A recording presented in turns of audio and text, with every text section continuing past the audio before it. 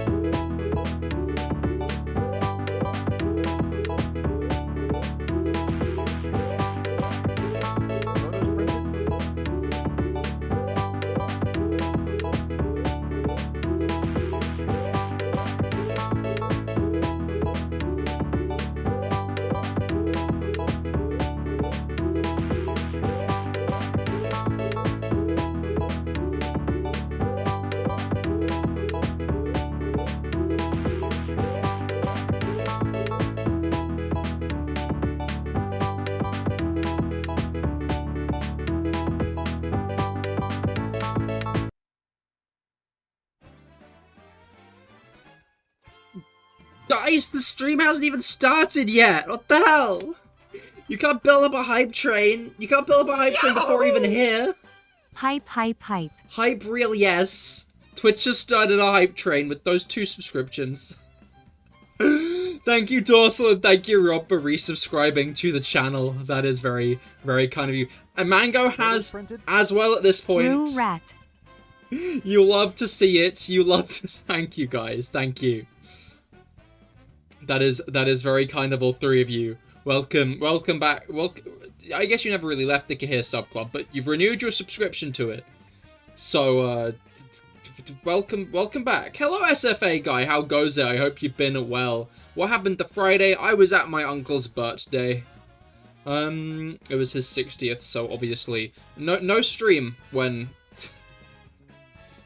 no stream when uncle birthday. It's how it is.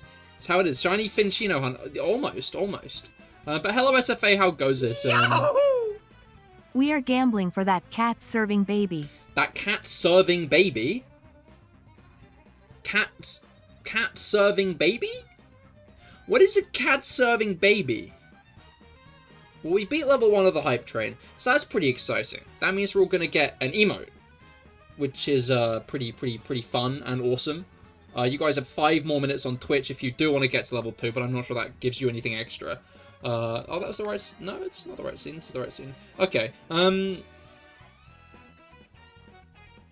But thank you for all the bitties. Thank you for the subs. That is very, very, very kind of you all that you've been so kind. We haven't even started yet, and the save file's already been erased due to corruption or damage. That's a good sign. That's a good sign. There's an emote called That's a Serve. Is it a cat serving cunt? Is that it?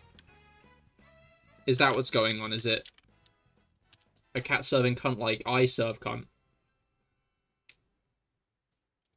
Sure, why not? What do you mean, sure, why not? Sure, why not? Oh, it's. I think. Is it that cat in the sunglasses? Because it just showed off some emotes, and there was a cat in the sunglasses, and it looked pretty fucking stylish. And if anything is called That's a Serve, it's that one. That is that. Yeah, okay, yeah, no, it's. Is it a new one? Is it a new one to the pool or something, or has it always been there?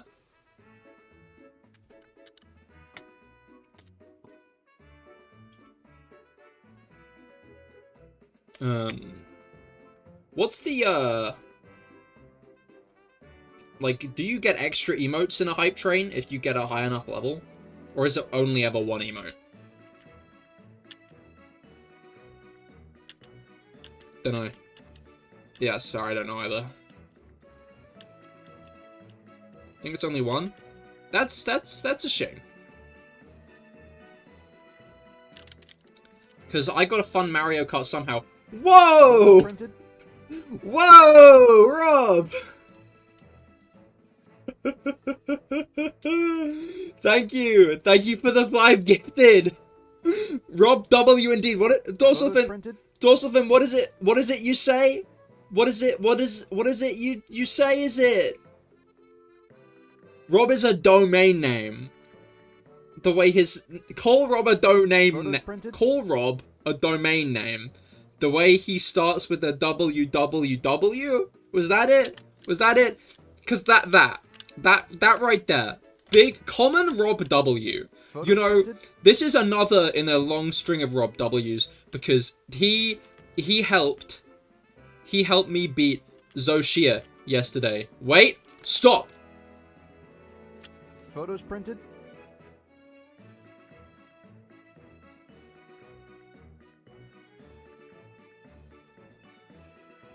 We might not get the Surf Cat. What do you mean we might not get the Surf Cat? Mango?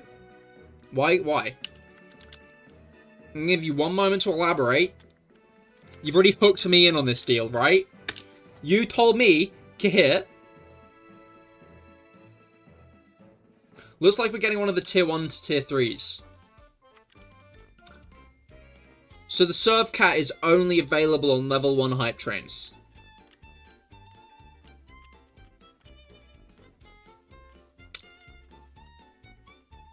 Well, thank you for the gifted, Rob. Ignore the death stares you might be getting from Mango right now. No, it's fine, guys. Later on in the stream, we can start another hype train. I'm kidding. No, seriously, thank you for the gifted subs. That is very kind of you all. I wonder if I'll make the... I think we're getting close to the Twitch payout time of the month, right? Is what I'm trying to get at. We're getting, like, decently close to, like, the time of the month where Twitch distributes its wealth. I am unsure, however, if I will be eligible yet. Yahoo! The unevenness is bothering me, so have a penny. Thank you for the penny, Mango. Thank you for the penny. Also, hello, Dominic. How goes it? I hope your week's been going well so far. Sorry, Mango. I actually wanted the Surf Cat too. I think Mango and Finn have roped us all into wanting the Surf Cat. I'm gonna be honest. I'm gonna be honest and real. I think they roped us all into wanting the Surf Cat. Now we're not getting the Surf Cat, which is a shame. I just full screen the calculator. Okay. But who knows? We might get another opportunity at some point. Aha! Aha! Aha! Why are you aha-ing, Mango? What's with the ahas? Do elaborate. So it is just the calculator. No, it's my very advanced counting program I use. I use a very advanced counting program to keep track of my encounters. I paid a fair share. I paid $2 grand for this calculator, I'll have you know. Counter. I paid $2 grand for this counter, I'll have you know.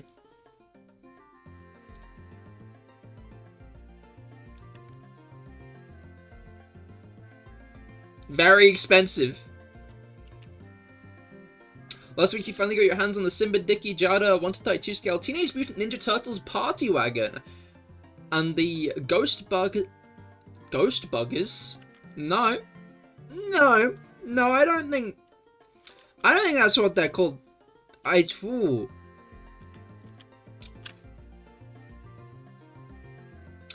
think that's what they do to the ghosts. Gonna be honest.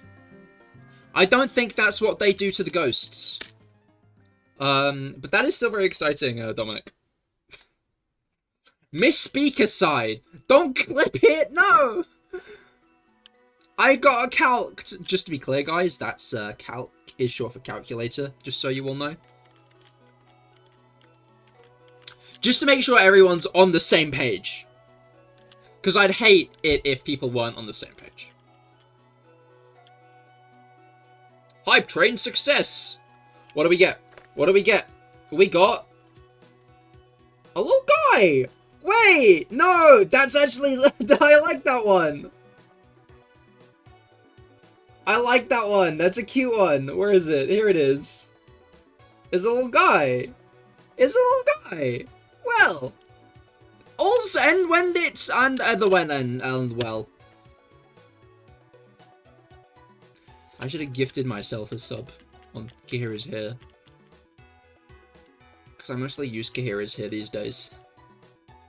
I don't think I've been in a stream as CahirLIVE in a while.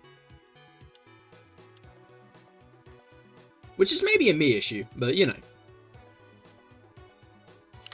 But you know. What I shan't complain about, however, is for the hype train. Thank you all for the hype train. That is very kind. You know, I didn't think my absence had been that missed, but clearly it had. I didn't think my my absence was had disrupted the hearts of the many, as clearly it has. Oh, I see you gave the extra bit, so you were at 90 bits, and now you're at 100. Oh, you just wanted to gamble for the serve, cat? Well, no, you were already subscribed. Weren't you?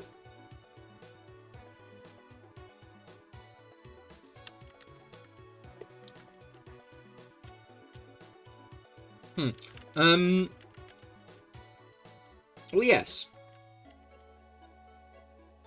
You do need the accursed number. So, Mango, what are you going to do?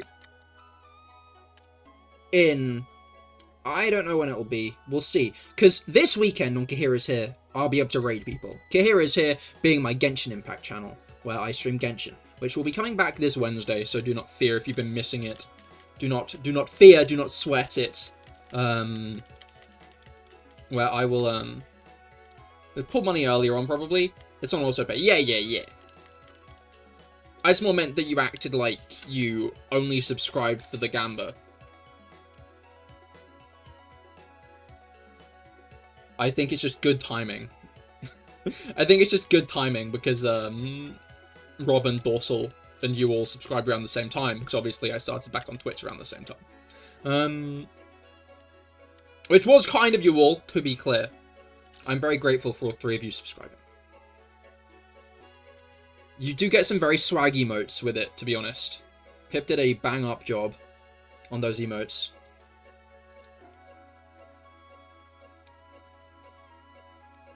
I made sure to sub when they do that, so we get hype trains. Oh, you make a point, but you announced your subscription renewal first. You were the progenitor of this hype train. Because you did it, and then Rob did it, and then the hype train arrived. And then Mango hopped in on it and got its level 1, and then Rob gifted 5, which I'm... Thank you again, Rob. But we're on the same timing. Okay, yeah, I see. You were aware that doing it would have spurred them into action. I get it. So I have to either gift a sub or give 89 bits to get it to the next level. Yes. And you gifted 89 bits. Oh, no, yeah, it wasn't quite at there, was it? That's a fair point. But, yeah. Yeah, Mango, what are you going to do when I, when I hit affiliate on Cahir is Here? And there's all of a sudden another 50k channel points to save towards.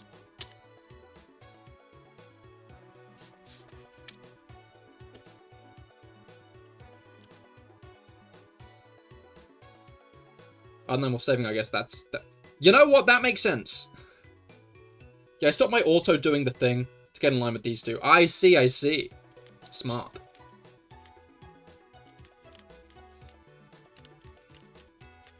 I think I'm still a way off affiliate on Cahir is Here, though. I'll maybe talk more about it on Wednesday, though. Because obviously Wednesday is not that long away. And Wednesday I will be doing other helping viewers, so... Rob and Dorsal, make sure to save your resin for Wednesday.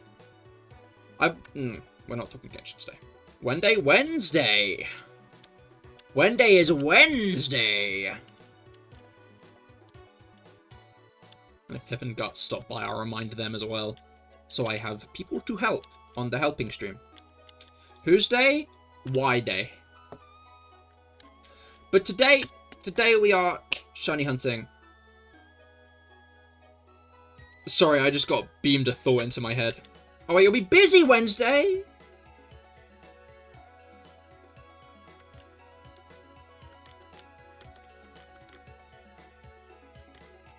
Cancel? For me?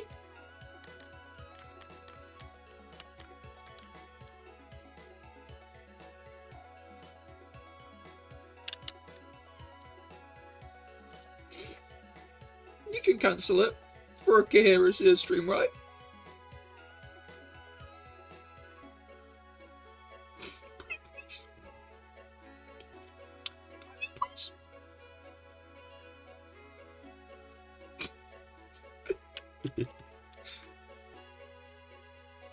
What was I gonna say? I was gonna say something else. Oh, wait. Yeah.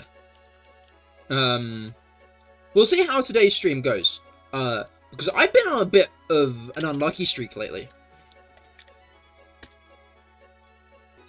Because I went bowling on Thursday. Bowling was great. I love bowling. I did horribly at bowling. There were three of us went bowling. One of us got double the points of the other two combined. It was not me. Yeah, it wasn't me. I fucking gutter balled one ball more or less every time. Every round, I gutter balled the ball. It was always like, hit some pins, gutter ball. Hit some pins, gutter ball. Over and over and over again. It was impressively bad. Hey, Mango.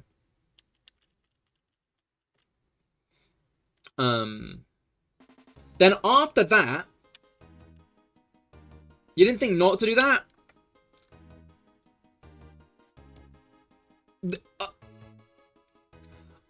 Oh, I get it. Dude. Why didn't I think of that? I was trying, Mango. I was trying so hard.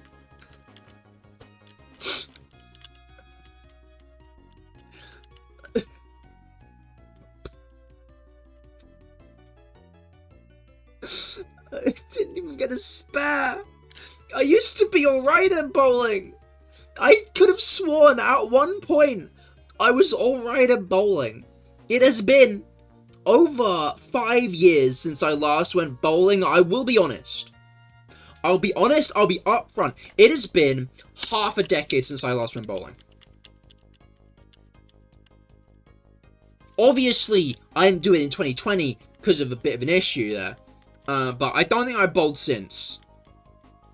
I do love a good bit of bowling, but it did not happen. It did not occur.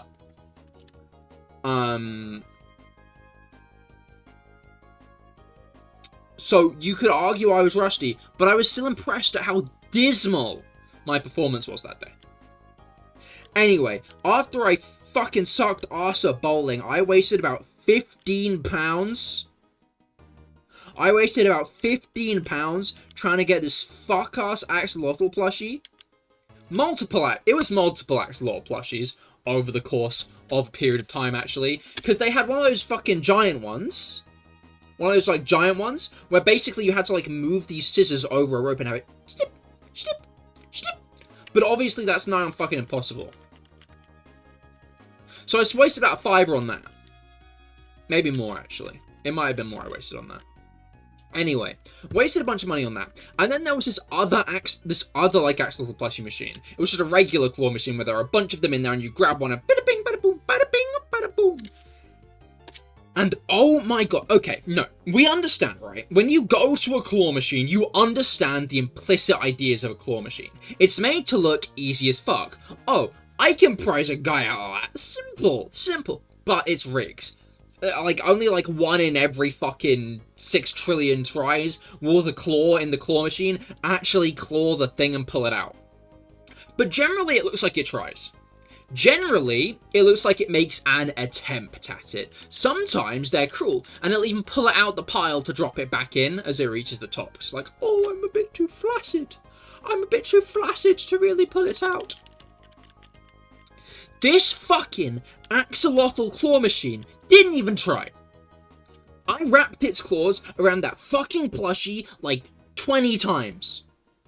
And not once did it even yank it up a little. It just flaccidly, like, gently, like, kind of, like, stroked it. Stroked it as it tried to... It didn't try to yank it out. It didn't try to yank it out. It stroked it as it pulled back. There was no attempt. It was a fumble. Like, they're all frauds. All claw machines are frauds, right? But this one wore it on its sleeve. And it was like, wow. Wow. And what did this stupid fucking tiger do? I kept trying at it. I did walk away empty-handed. I got not one axolotl plushie.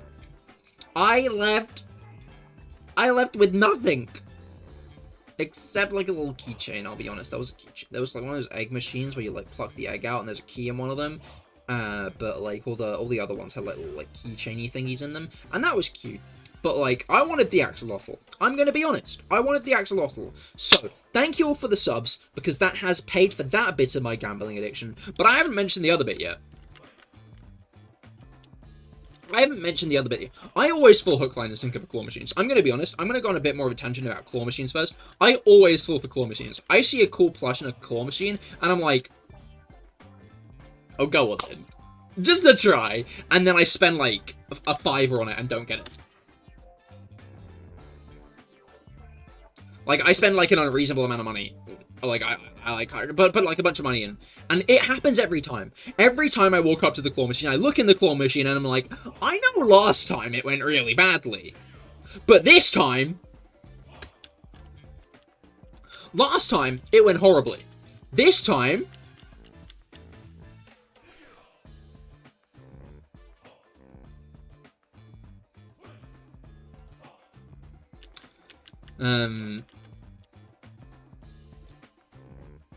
I think the one time I ever won in a claw machine,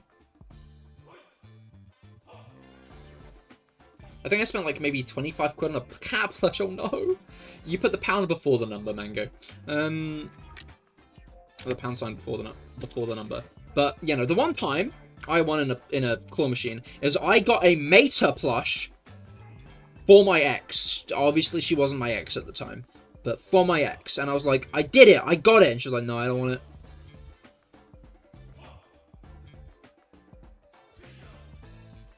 The Cars dude. Yeah, the Cars dude. The dude from Cars. So, like, that guy's still sitting up on my thing. That's still sitting up on, like, on a shelf of mine. But that is the one time I've ever won in a claw machine. I've not won a singular time since. I didn't ever win before.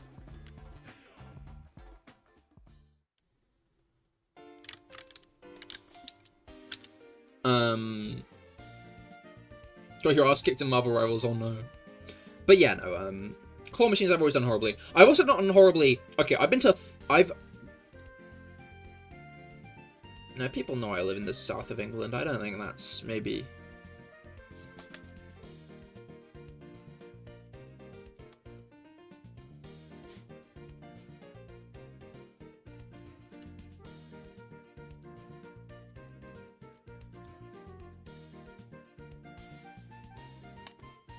I could just say an amusement park.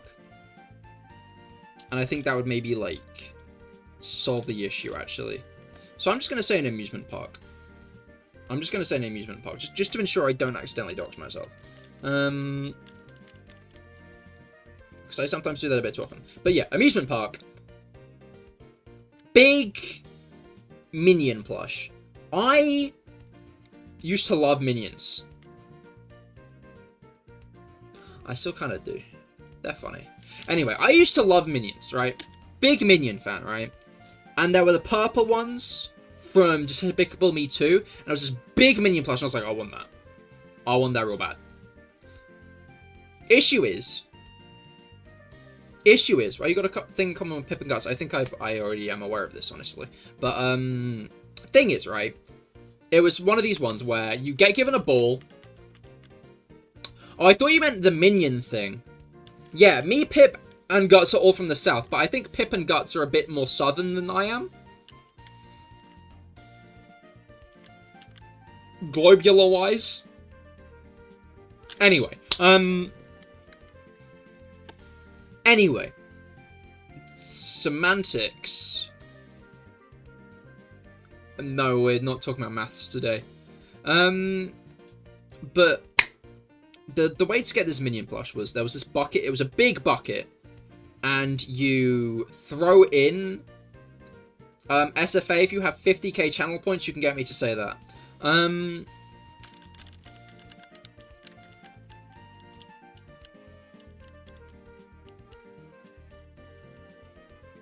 Throw ball into bucket.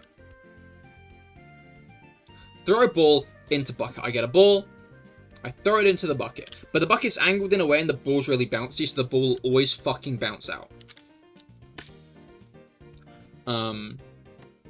And I tried so hard for that minion. And I didn't get it. I think sometimes I am perhaps the target audience of theme park games and claw machines. Because I fall hook, line, and sinker for it every time. I walk up to that shit and I'm like, I get that it's probably meant to be hard, but I can do it.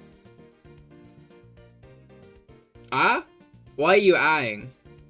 Memory unlocked. Oh shit, I unlocked a memory.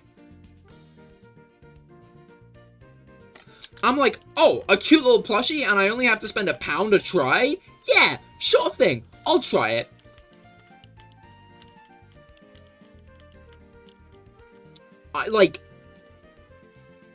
If you ever want to make me spend too much money, put me in front of a claw machine. Just put me in front of a claw machine. And they'll be like, alrighty then, I'm going to try for this. And then I'll fucking suck at it. When you're at the place you spent way too much money to get the cat plush, you were in that area visiting a friend. Oh. Did you give the cat plush to them? 20 quid later and you find out about your repressed gambling addiction. It's not repressed. This one was obviously there too, and she plays some game. Ooh. Did she get ticket? Did she get tickets for the ticket stand?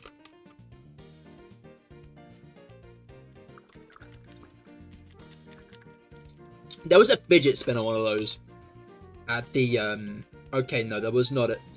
There was a fidget spinner one of those for tickets at the bowling alley I went to. It was this giant fidget spinner.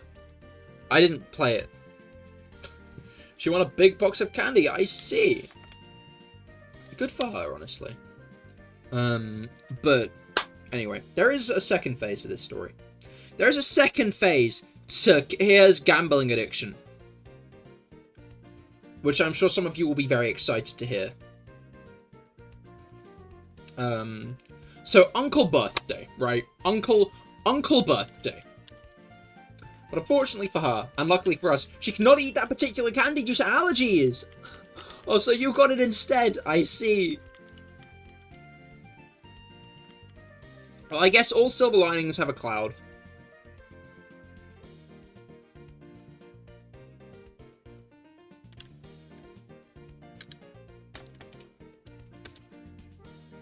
But, what's it called?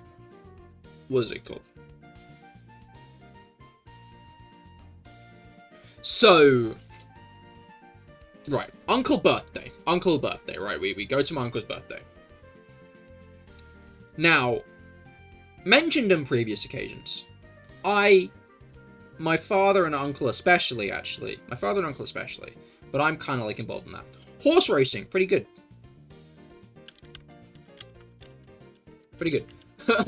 10,695 isn't that good of a number, but you never know. Hopefully, Felix, hopefully, but welcome to the stream. I hope your week's been going well so far. I was just talking about how I'm horribly addicted to claw machines.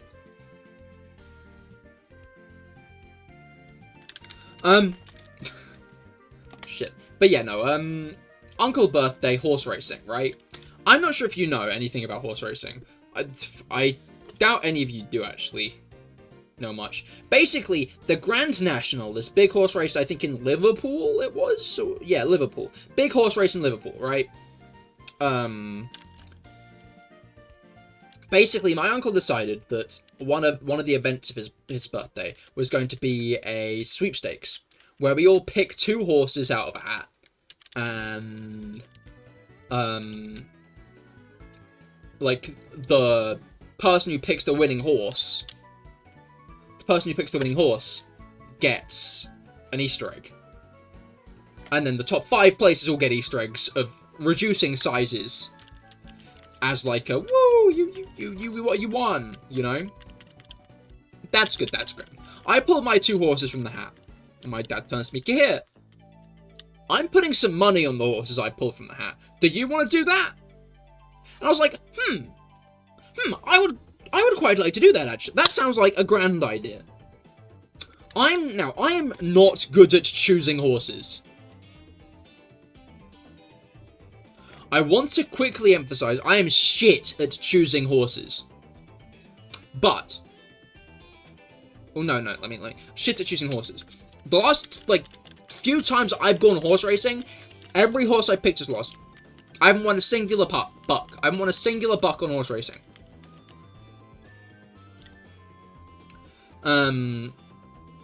But when given 2 random horses, exactly, Mango gets it. When given 2 random horses, maybe. Plus, when I picked those horses, everyone around was like, oh, those are some of the favorites to win, actually. Those are some really good horses. And I was like, well.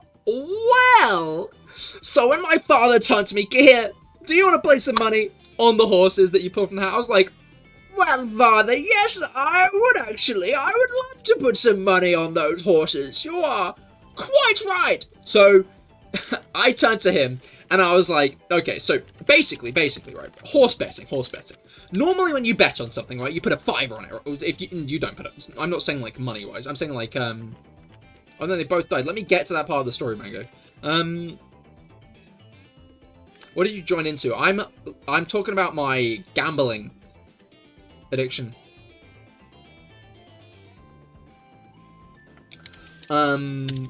So where was I? I'm going to quickly mention how one time I went horse racing, and the first 3 horses I picked, the first 3 fucking horses I picked, when we went down to the bookies, we found out they'd been withdrawn.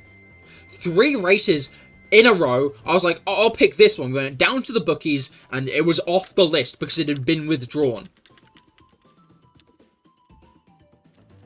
That's how fucking shit at picking horses I am. Anyway, but yeah, when you put money on a horse, right, it's like, okay, so you put, when you put a $5 on a horse, right, you're putting a $5 on the horse that's going to come first, right? That happens, you get the money back, depending on the betting sites, but I was booking at the bookies, so I was booking just before the race started. So by the time I went down money in hand to bet on the horse, it was already too late, it had already been withdrawn. Anyway.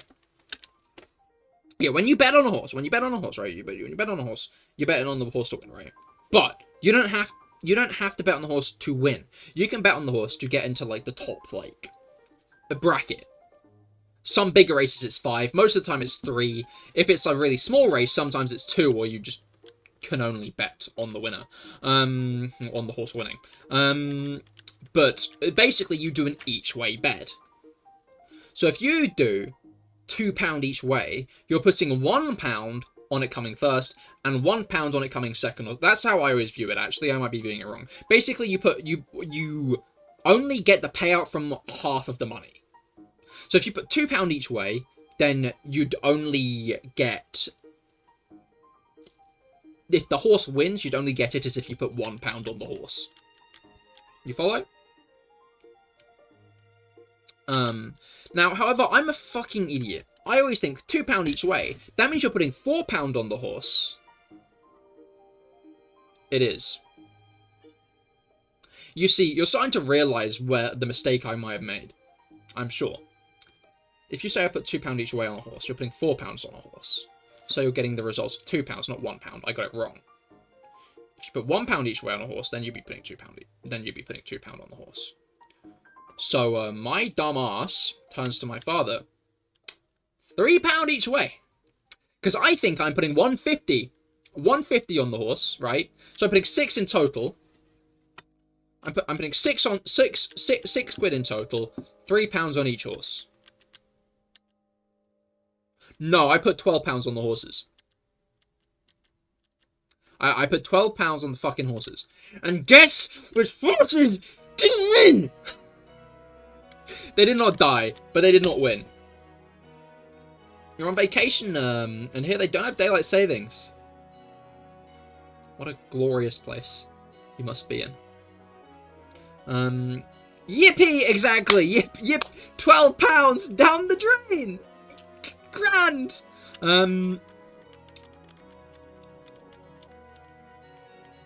What also happened during the race is there was this one horse that was doing really well the whole time. Off in the lead for, like, the majority of the race.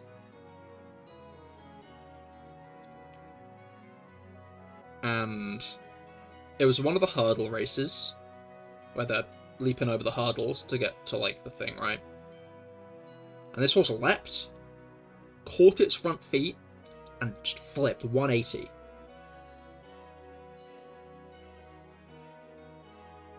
And landed right on its head.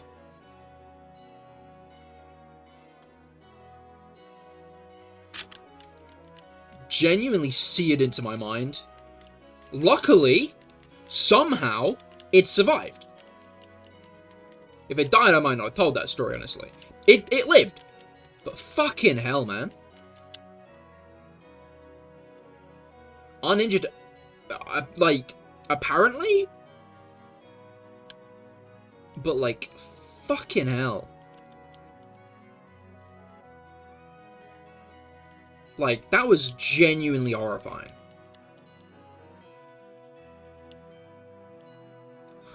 I think I might take a bit of a break from horse racing. I don't go that often, but I think I might take a bit of a break from horse racing. The guy was fine. I'm guessing they're trained on how to fall off horses. Gage, hello, how goes it? I hope that your week has gotten off to a good start. I'm continuing on with the Minccino hunt today. But,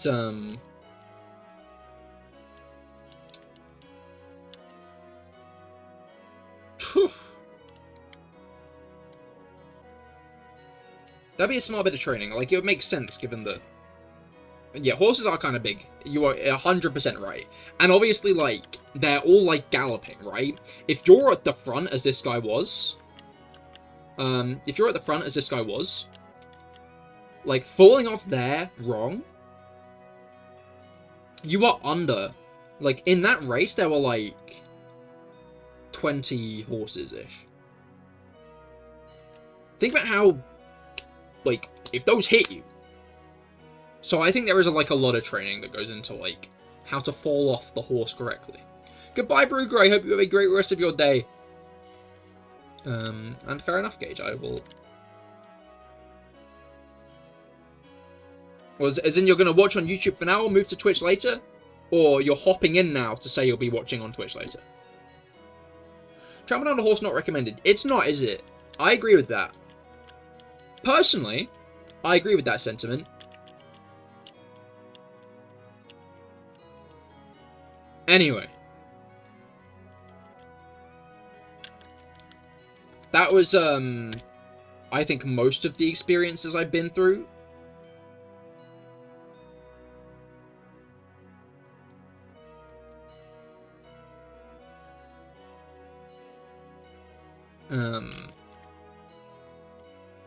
Yeah, that was most of the weekend experiences I've been through. Other than beating the new Monster Hunter monsters. Yesterday, I and a couple of mates went on to Monster Hunter to beat the new monsters. And we did! We beat the new monsters. Oh, follower, that is Shiny Hunter Gage! Hey! Welcome to the Twitch side of the Cahir Club, Gage. Sorry, I need to...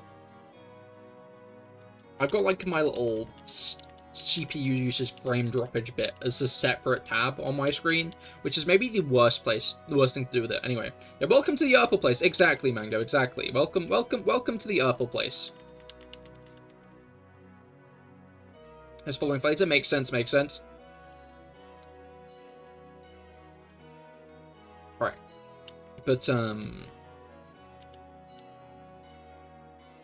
yeah, that's, I think, most of the stuff recaps. All things considered, Rob did help me out with, the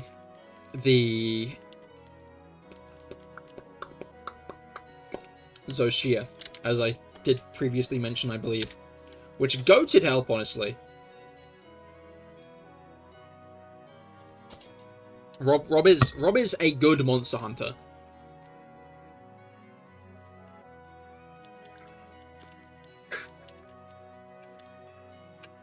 You set your Pocket account yesterday, and it was so worth it. Oh yeah, what did you get? I find it funny that Mario Kart World, am I right? That is a thing I missed, because that was last Wednesday, and that was my last stream, and I did a Genshin stream. Oh yeah, I was going to mention a thing. A thing? You were considering doing a thing. You've said a thing twice. Thank you. We take those. Just finishing grinding Minccino gear. Oh, I see. So with the hype train emotes, or?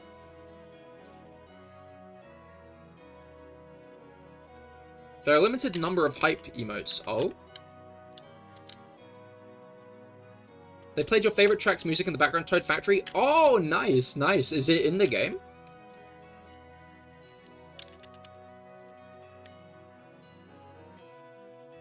I know they've, like, released all the tracks in the game already, basically, because they've shown the world map.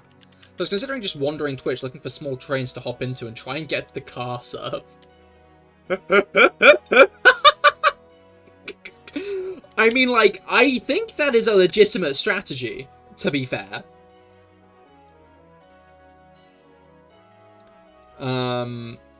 Like, they advertise Twitch streams with hype trains, and I think that's for a reason.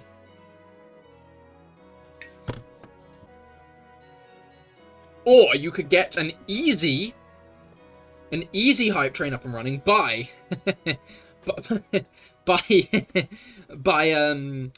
promoting me in other streamers' chats. That's right. Go into other chats and go, follow Cahir is here on Twitch. Everyone will love that. Everyone will love that. That'll be great. Everyone will be like, thanks, Mango, I'll go and do that. You won't get banned. Don't do that. Don't do that, Mango. I'm not actually endorsing that, to be clear. You don't have to do that. They play... Oh, wait, no, I already read that one. It's not your favourite track, but your fave music when you used to play sped up and on loop when you were 7. Understandable.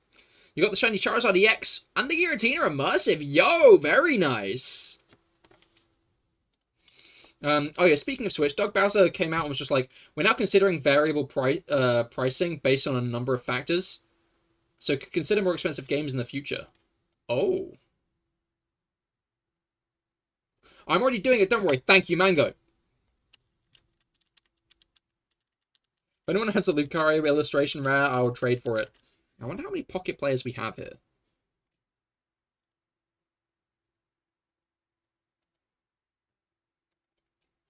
Alright, let's,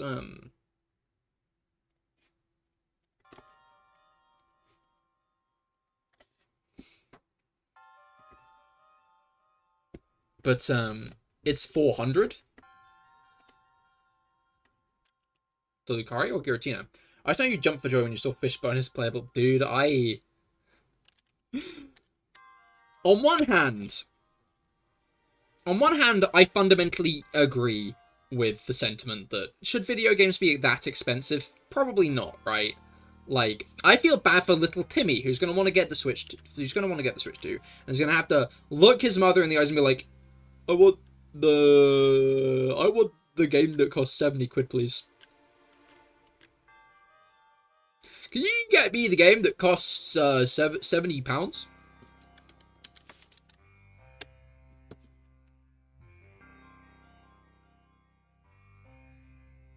Yeah, so things like overall fulfillment of games' life cycle and development effort. I see. Making a bot army to spam people to follow you. That happened. But it didn't, like, it happened in a weird way. I can't remember exactly the situation. Was it Viewbotters? There was a bot that went around, right, that had the name of a Twitch streamer. But as it turned out, that streamer had nothing to do with it. He was just getting spam promoted everywhere, specifically because whoever started it wanted people to go into his chats and be like, what the fuck are you doing? Stop promoting yourself on my stream. Which is crazy. Which is absolutely insane. Did you not watch the direct? I watched the direct.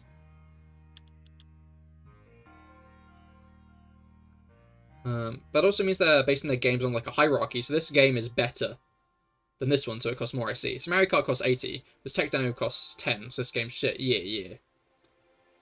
Probably too much for a demo, though, I'm gonna be honest. I'm not spending 10 quid on a demo. Wait, people don't like that stuff? Wait, which stuff? Your birthday's next Wednesday? Happy birthday for next Wednesday! As in spam promoting by bots, I see. Yeah, no, for some reason they don't. Need to be like a Mario Kart Wii. Oh wait, no. I saw someone say, wow, the cow is playable, and then someone else said Daisy is already in the game. And then on one screenshot, Pauline was in her place. On the first page of the character section, I saw that. Well, bad news, bots are already on? Ah, boo-womp. Hey. It's fine, I'll take credit for it. I like getting insulted. Everyone hates you now, I think? Now? What do you mean now? Everyone already did that, Mango!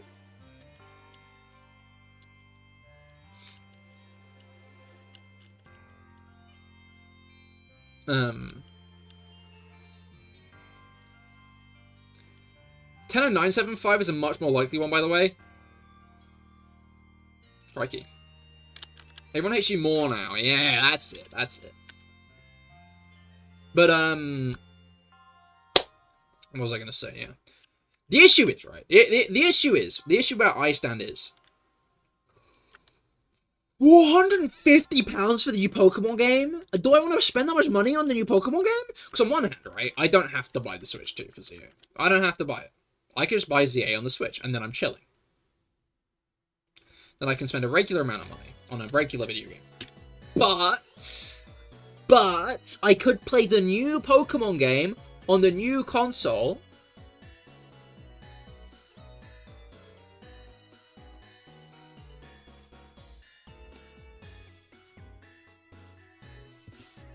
But there's so much money! That's so much money! That's a lot of money! That's 500 buckaroos! Maybe if I blow up on Twitch in the next 3 fucking minutes. Surely it'll be much cooler than the new thing. The thing is it will.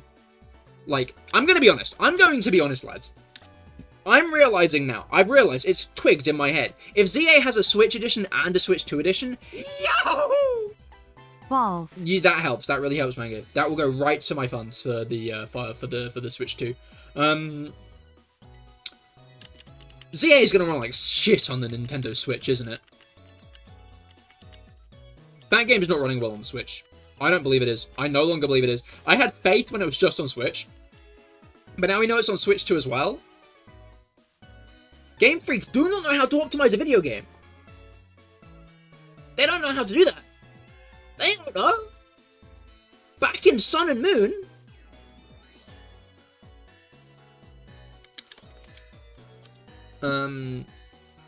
Back in Sun and Moon, Lily had multiple models for every facial expression. Didn't Felix stop doing predictions? He did, Jelly, but welcome to the stream. How goes it? I hope that your week has been going well so far. There's one thing I'm going to do, it's not stick to my word. I remembered you for your honesty, but alright. Oh yeah, and the whole thing with the Zelda Switch 2 physical edition is just the Switch game with a download code. That low-key makes sense. I'm not complaining. Like, I don't see that much of an issue with that, because it's like, oh, you're buying the upgraded version of a Nintendo Switch game, so they give you the Nintendo Switch game and the upgrade for it. That makes sense. That seems logical. It's the that makes sense, I think.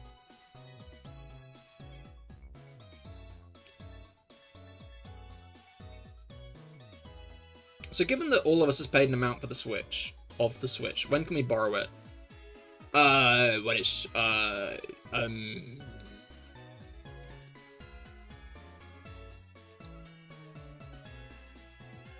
talking about the 2.4 Direct stuff, the 2.4 Direct stuff. Oh, the 2nd to the 4th, yes. Yes, we're talking about Switch 2. Look. I've decided that that money is now going towards my groceries. So you can have some of that. You can have some of my groceries. Gonna be the money that...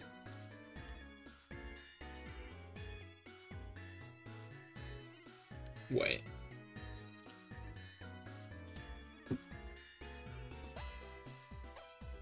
$8-month second? It is. 2nd of April. Yes, that is what you said. I am not American. Felix is. Felix would be confused by that. Because Felix is American. Can you have some cookies? You can have some cookies. Yeah, you can have some cookies, Mango. I'll get you some cookies. I was gonna say, why would we talk about February? Exactly.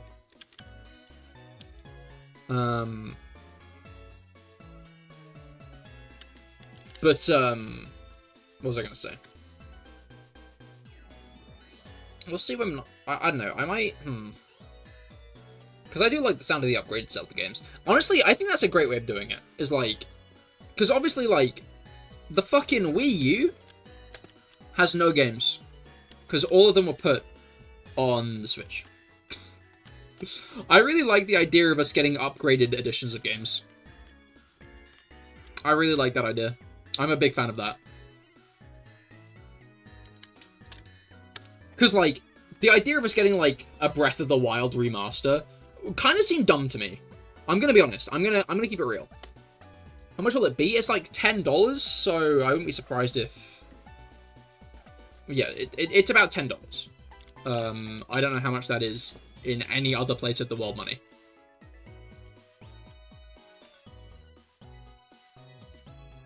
That's surprisingly generous. It is. I think that's honestly very, very, like, a very good deal for a graphical upgrade of shit like Zelda. From what I understand, stuff like Kirby's a bit more expensive, because obviously there's DLC in that upgrade as well, but, what's it called?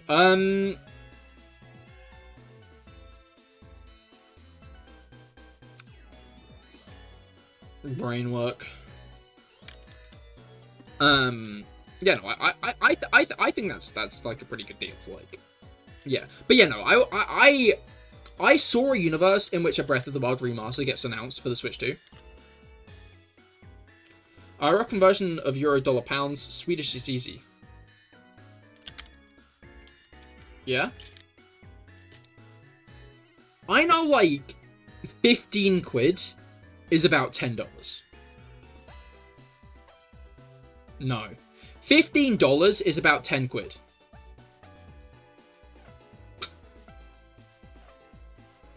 Yeah, $15 is about a tenner.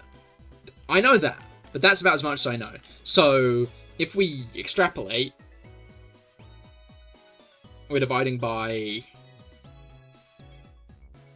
2, so it's 2/3. 2/3 of a tenner. So, it might be £6, but I feel like it's still going to be like 10. Maybe it'd be like $7.99. I saw the Treehouse gameplay of Mario Kart World, and it looks like all the items are less punishing now. Probably because there's 24 of you, so you'll be getting hit 3 times a second. Yeah, no, I did see that. It looks like their mechanics and physics are very, like, good and responsive. Like, if you get hit from a specific direction, yeah, if you get hit from, like, a specific direction, you go in that direction, which seems really cool. Obviously, I think it's maybe the least to expect from a new Mario Kart game, but like for a more graphic, no. You'd expect that of the Switch 2, is what I'm saying. I'm kind of skeptical on the long highways between the races. Yeah, I'm interested to see what it'll be like, because they did seem to quite advertise the fact that you'll be driving from course to course, but I guess we'll find out what that'll be like. Yeah, so £1 is 12.8 SEK. I see. So very roughly times 10, that makes sense. Also glad they got rid of customization. Also, $1 is 10. So 10 times this close. Ah, interesting.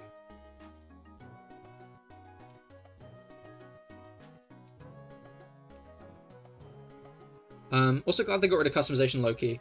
I was thinking about it, and I was miffed at first, because I did like putting monster truck wheels on carts. I was a big fan of that, and I'm bummed out that I won't be able to do it anymore. But after thinking on it, it means that there's going to be less of a meta. Because, like, Mario Kart 8 Deluxe, everyone uses the same fucking cart once you start to get some Elo. Like, everyone uses, like, Yoshi on the bear.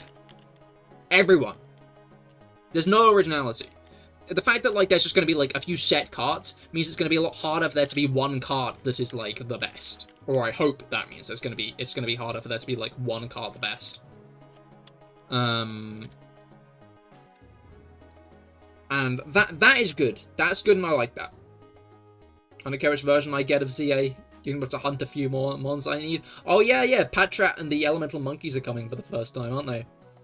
Will the prices really go down, or really $80? If the prices don't go down, we're going to complain until it does. Let's be real, we're still going to buy it most likely. They're not putting the prices down. There's no way in hell they're putting the prices down. I'm going to be honest. I get the discourse. I get why people want the prices down. Those prices aren't going down. Because people will buy it. People are, like, trying to be like, oh, this is going to be the next Wii U. No, it isn't. The Switch is one of the most, like, successful consoles of all time, isn't it? I don't think I'm wrong on that. No, it is, because PlayStation pulled, like, an extra 1 million copies of the PlayStation 2 out of their arse to make sure the Switch didn't overtake it. The Switch is one of the most popular consoles of all time. Will the Switch 2 outsell it? Probably not, because of the economy. But it's not going to do badly. Be real. Be real. We do not have another Wii U situation on our hands. People are like, oh, the naming's confusing. No, it isn't. It's the Switch 2. It's the second Switch. It's a better Switch. Everyone's going to intuitively understand that. If Nintendo had any decency, they would lower them after people complained. Jelly, I think you seem to misunderstand. If Nintendo were concerned about consumer opinion on the price, they wouldn't have priced it that high to begin with. If Nintendo gave a shit about what consumers thought, they wouldn't have put them that high to begin with. Like, you don't put a game. You don't put a game at, like, it's like 70. It's like 70 quid, £70 about. You don't put a game at £70 and go, yes, people are going to be fine with this. Especially Mario Kart. They knew what they were doing. They knew they were going to have backlash from it. But they also know that when Mario Kart comes out, people are going to fucking buy it. Concerned about pricing, so the bundle will be cheaper. How much is it in pounds for the Switch 2? I believe it's about £400. I think it's less, I think it's 300 and something, but it's about £400 for the Switch 2. So that's why I'm saying 450. I think I said 500 quid. It'd be about 450 quid for me to buy the Switch 2 and Legends ZA upgraded. Yikes. Honestly, not really. The Switch 1 was like 280.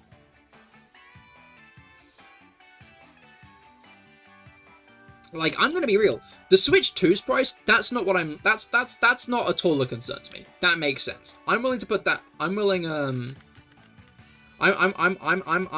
put that money down. My worry is... Oh, hello, Guts. How goes it? How goes it? I hope you've been well. I hope your week's gotten off to a good start. Continuing on with the Infinity Hunt today. and talking about Nintendo Switch prices.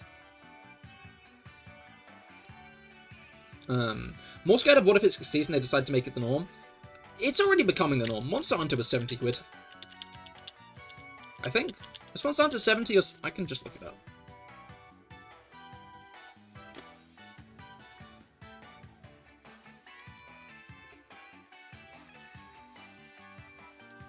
Wilds. Alright. I should have looked this up on fucking Amazon. I can just click on this. Yeah, no, Monster Hunter...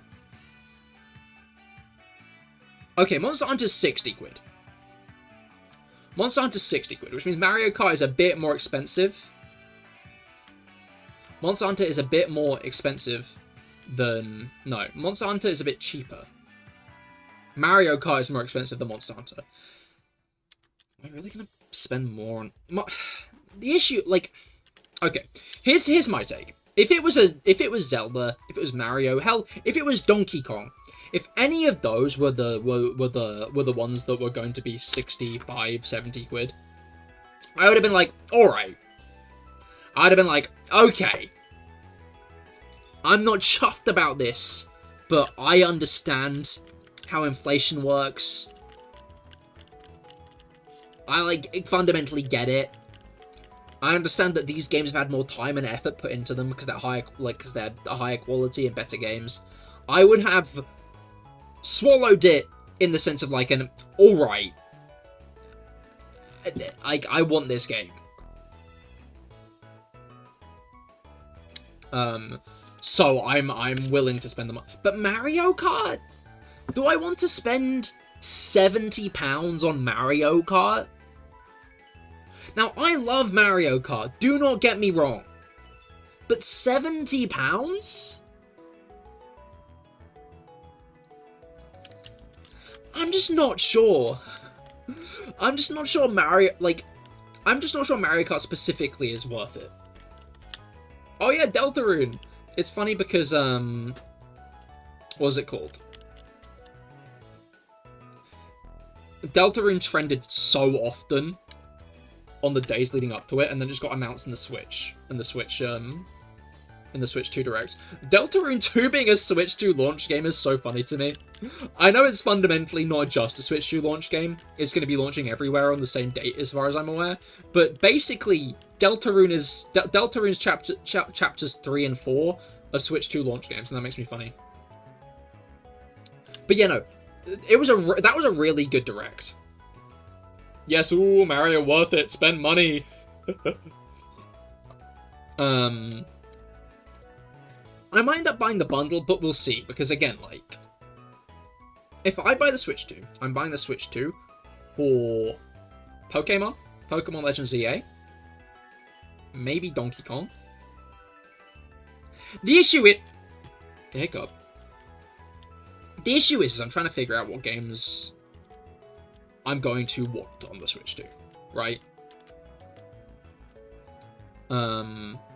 Legends EA is obviously like at the top of the list.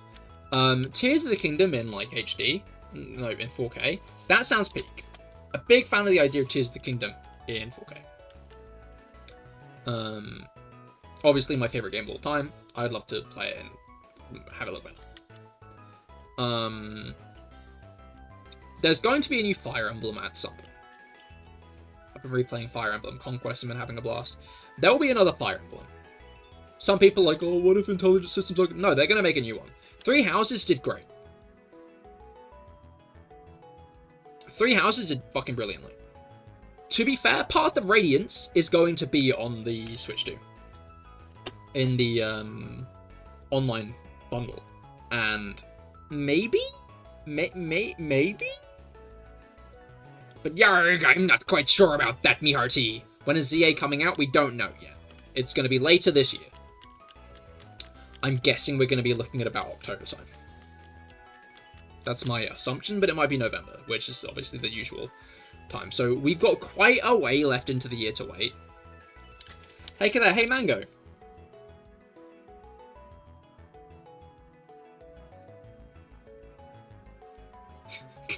Cathedral? Yeah?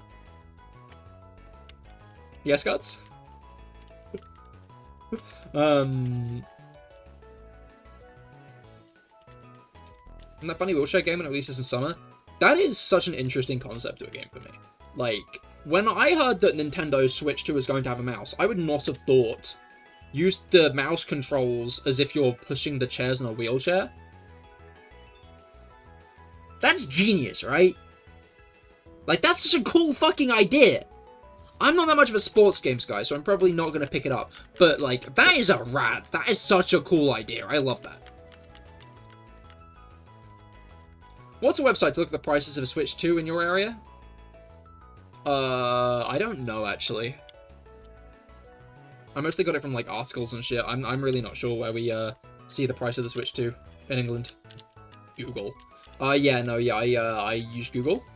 Actually, no, I use, Yahoo Answers. I use DuckDuckGo.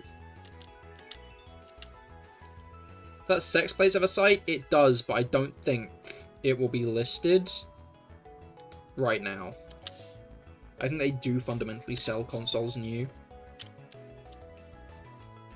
Don't buy consoles from Sex.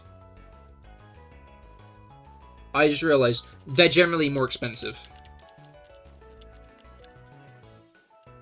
Sex generally sell consoles at a much higher price than regular retailers, probably because they're a second-hand game shop, so who goes into Sex to buy a new console?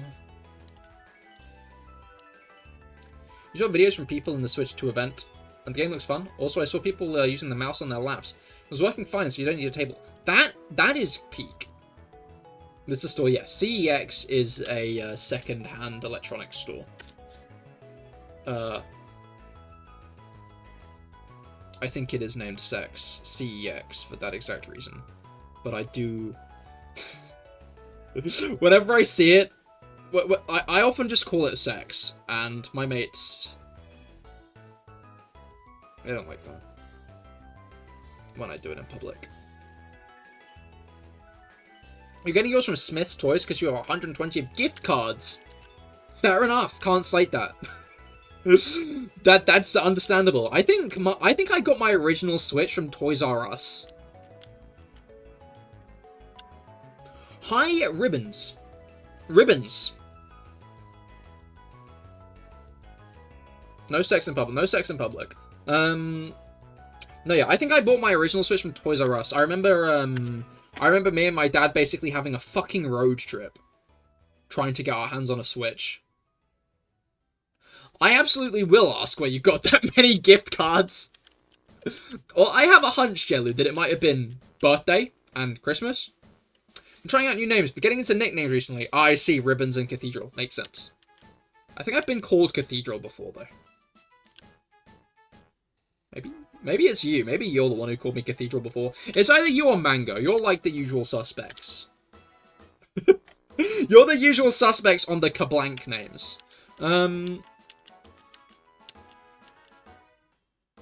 Yeah, birthdays, your nan always got you Smith's gift cards. I see. If it was you, makes sense. Sounds like a funny tradition. Oh, it's money, innit? I checked on Amazon UK, but it's just unavailable. Yeah, no, I did that and it didn't work. But, what was it called? What weirds am I looking for? Well, I'm looking for some of them, I'm certain. Oi. Anyway, I mean, yeah, what I've seen is 390 for base, 450 for Mario Kart pack. Yeah, that I think that's in the ballpark of what I've seen. That'll go up to 160 Smith's gift cards in a week and a half. Oh, I see, is your birthday soon.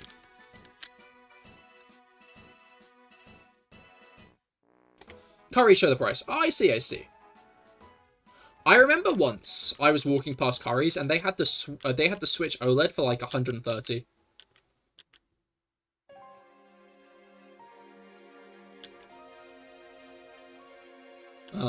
Which was an insane markdown. So maybe what I need to do is wait for the Switch 2 No, there's no way in hell the Switch 2 will be marked down that much. I think the only reason the OLED edition was marked down that much was because it wasn't that much of an upgrade and most people already had a Switch. Am I wrong that the Switch itself wasn't $400? I swear that's how much I spent. Maybe it was $280 in England. So I feel like 400 isn't too far off how much it would be.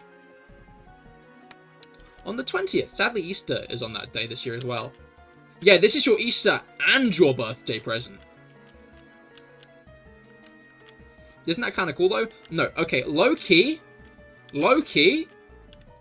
any birthday money you can just take to One Stop the day after and buy all the discounted Easter eggs.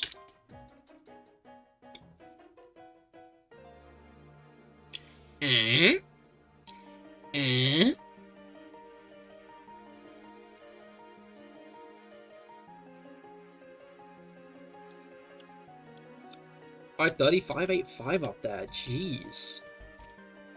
No Cahir, you goober. Oh. It's exciting because hardly anyone gets to say that. But it's a bit concerning knowing I'm sharing it with a major holiday. I see, I see.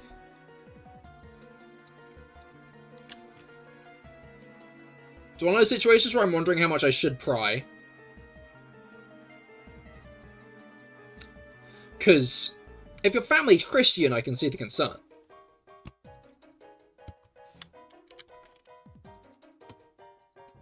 Or I could use it on the Switch too, Cahir.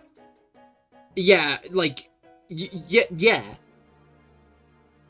But if you get given like even 20 quid, you can probably buy like 2 Easter eggs for less than 3. Family aren't Christian. Okay, okay. So it's not like you have to go to like church.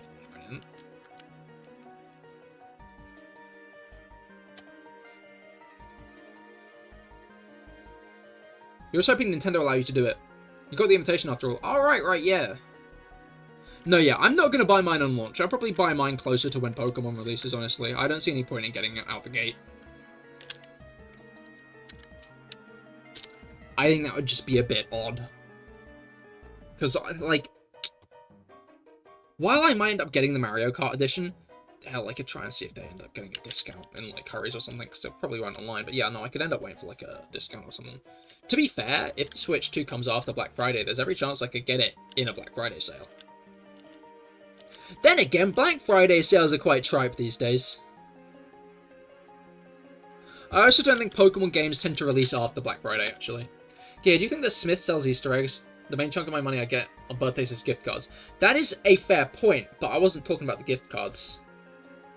And you're not going to be spending, like, loads of money on Easter eggs. I'm just saying, if you get money for your birthday, you could pick up some discounted Easter eggs. Apparently, Currys pre-orders, you have to actually walk into a store to do it. I guess that makes sense, to help curb scalpers. Because a scalper online can just be like, I want 300 Switch 2s, please. But, like, you walk into a store and do that, and they'll be like, no. No, you're... no, you can't do that, sorry.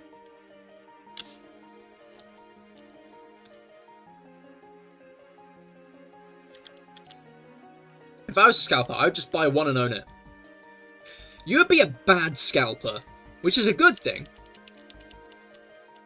But it's also the truth.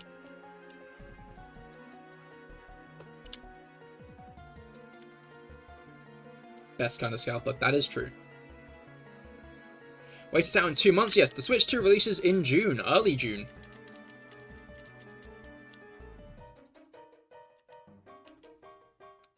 They're making people online get at least a 12-month membership to try and stop scalpers? Yeah, no, they are, aren't they? That could be slang for hairdresser. Scalper... If scalper is slang for hairdresser, it's slang for a very bad hairdresser.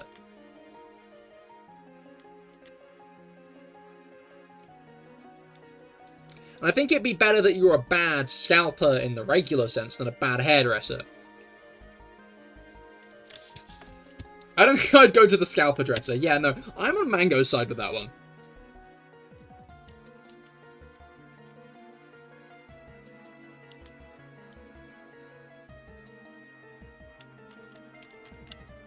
Personally,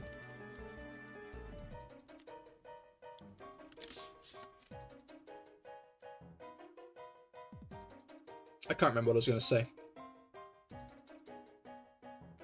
Yeah, alright, yeah, no, I was going to say... The thing is, it's like, I am going on holiday, like, in June. So, like, Switch 2 for a new holiday seems like a maybe good idea on paper, but no, I shouldn't. Maybe the Switch 2 will be cheaper in Spain. I wasn't going to say where I was going. I wasn't going to say where I was going, but now I've said where I'm going, so oh well. Oh well. Oh well. Oh well. Does the price depend on the country? No. But, like, some countries will be, like, based on exchange rates and, what's it called?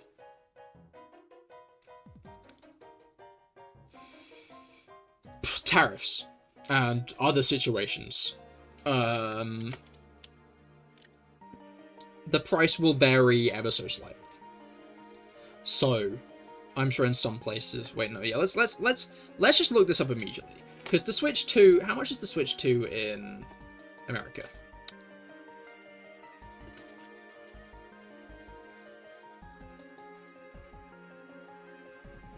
$450. Okay, so $450 to pounds.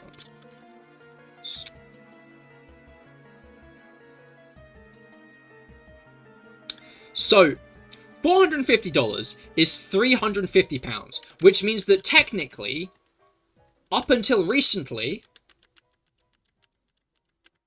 don't say the T word.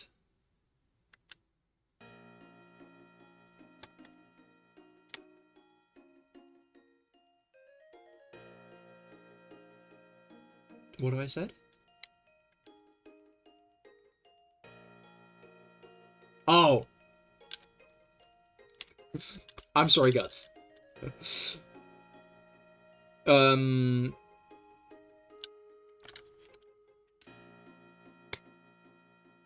Fucking... It's 350 quid. So... That's about a 400 quid less in America than it is in England. 400? 40 quid less in America than it is in England. I don't know. So, like... Fundamentally, I mean, screw those penguins, am I right? Real. Real.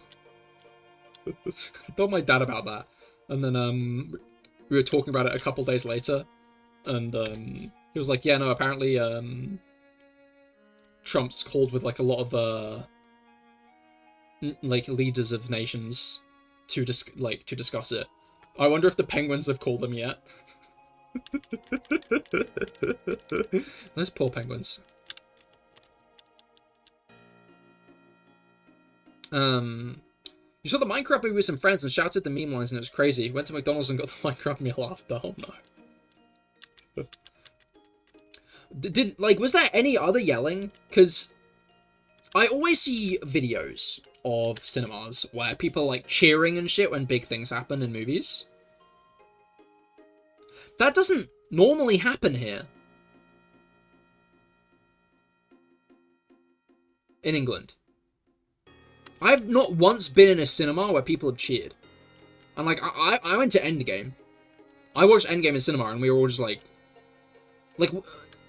to be fair, most British people don't like causing a ruckus. It's just how we are, right? Like, we tend to... Like, I understand, like, in America, it's like... There's that communal experience where everyone reacts to it around you. But in England, we tend to not want to, like, disturb the other people watching the film. So, given that the Minecraft movie kind of revolved around the idea of... A lot of people are going to see it. Like, okay, to be clear, I think the Minecraft movie would have been one of the highest grossing movies without Chicken Jockey! You know, like, that shit, like, would have, made six minillion pounds anyway. It was always going to. But, I wonder how much that kind of, like, meme idea is spread here. No, it was just us. But there was someone cheering after an Easter egg that I can't really say. Okay, somebody hasn't seen it. Well, I haven't seen it, because I'm not spending money to see the Minecraft movie. I'm gonna be honest, Lucario. I'm gonna keep it real. I don't think most of us here are interested in spending money to see the Minecraft movie. No. I know you're in England as well. That's why I was asking if anyone else was cheering, because I was interested to see if you were joined in that. Because generally making, like, cheering in a cinema is a very American idea.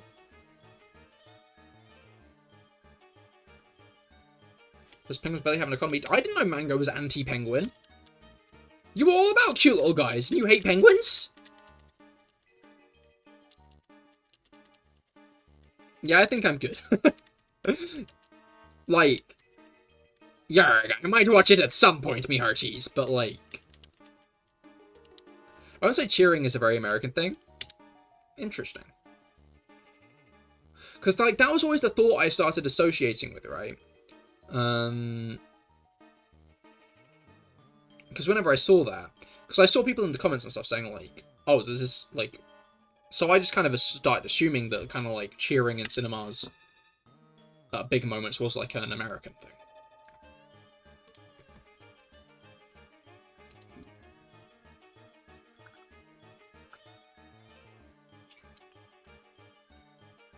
Yeah, if I want to watch it, I'll wait a bit until it gets a bit more convenient, exactly. I don't feel many go to the theatres. Yeah, no, to be fair, like, American cinema tickets cost a lot. Like, don't they? Because, like, here in England, the cinema tickets are, like, cheap, and then it's, like, the food that's really expensive. Like, if you order, like, for some Odeons online, you can get, like, a cinema ticket for, like, a £5.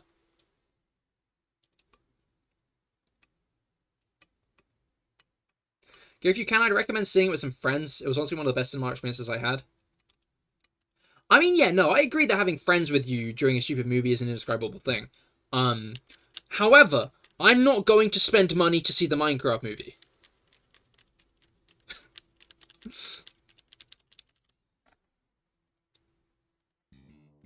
However, my gripe is the idea of spending money to see the Minecraft movie.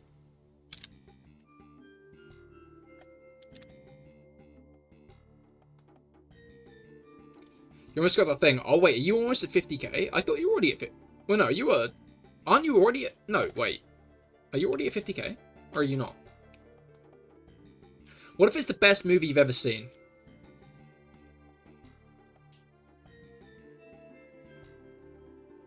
Then I'll become a Minecraft streamer again. How about that? Then I'll stream Minecraft again.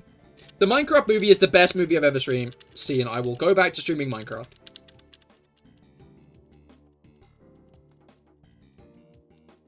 $74. Oh, I see. So we're almost at 75k. You see Minecraft in 4D. Does that mean I'll be able to smell Jack Black's musk?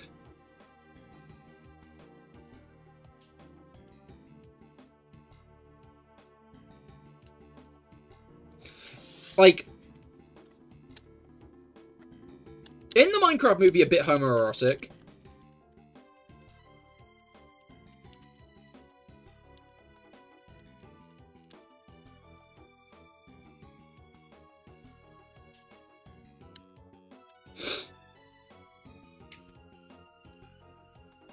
To win that bet, you'll have to watch it. Jack Black and Jason Momoa had some stuff going on. I've heard. Suddenly, I'm somewhat seated.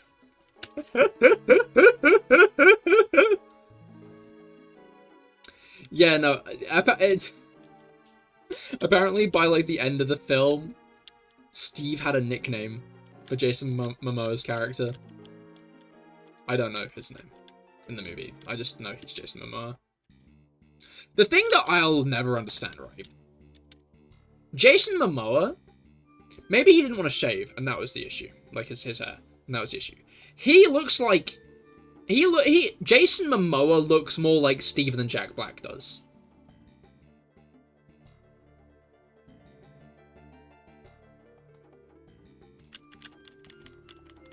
When I saw that Jason Momoa was cast in the Minecraft movie, I was like, oh, he's Steve. And then, like, 2 months later, we found out Jack Black was Steve, and I was like, what? Why? Counter-argument, it's Jack Black. I think if Jack Black wasn't Steve, a lot of the online buzz around that movie wouldn't be the same. I will give you that.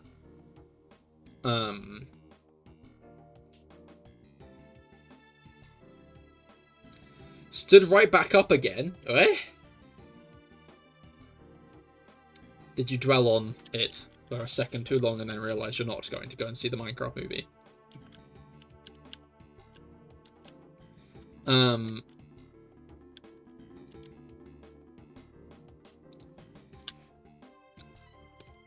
Alright, speaking of Minecraft, though.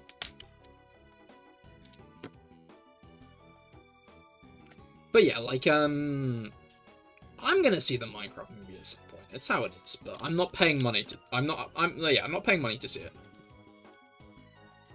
I'll wait until it's on streaming services. A little bit more of the craft mining. Yeah, no, of the April Fool's update. I see. I wouldn't be able to stay for the whole thing, I think. That's fair.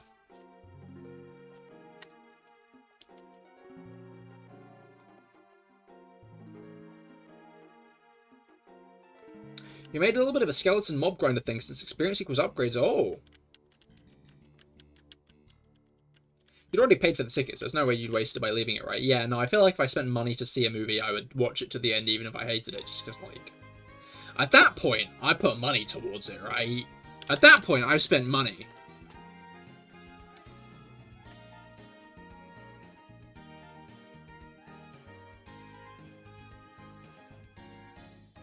I also noticed there's no nether. I low-key noticed that also. Is there no way to get nether biomes?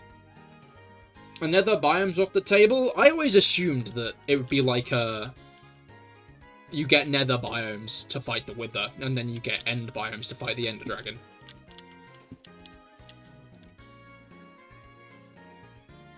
There is a modifier thing with nether biomes. Okay, I thought so. That also means you can have overworld nether biomes, that means, right? Which I think is one of the funniest things, because, obviously, nether biomes in the overworld means the ghasts just kind of fly up really high into the sky. Oh, right, yeah, no, ghasts are just... You can have ghasts in other areas, I just remembered. Never mind. Never mind. Silly me. In fact, me and my mates got magma cubes pretty early on, which almost got us killed. Just magma cubes are fucking hellish. They're not nice.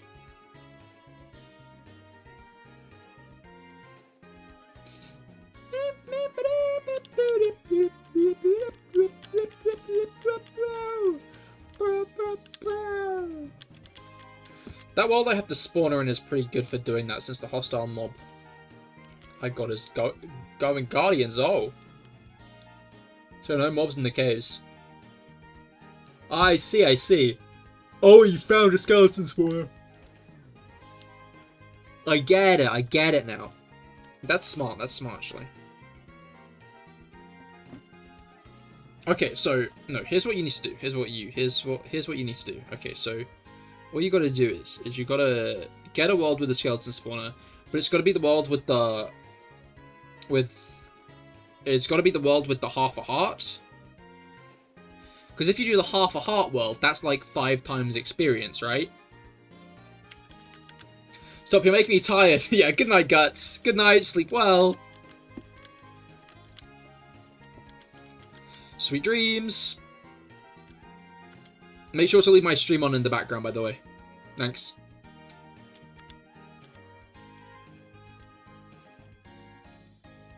What in the world's the half a heart world? So, in the craft mine update for Minecraft, right? Obviously there are some modifiers which, like, make things harder, but give you a higher score multiplier. So one of the higher score multipliers is half a heart. Yeah, the new April Fools. Nighty night, night night, Rob. They were not kidding with the constant... I tried a night plus lightning storm. They were not kidding with the constant lightning. Oh no. You're 50k! Yo, congratulations! I don't nap, so not happening. I love a good nap. I might nap tomorrow.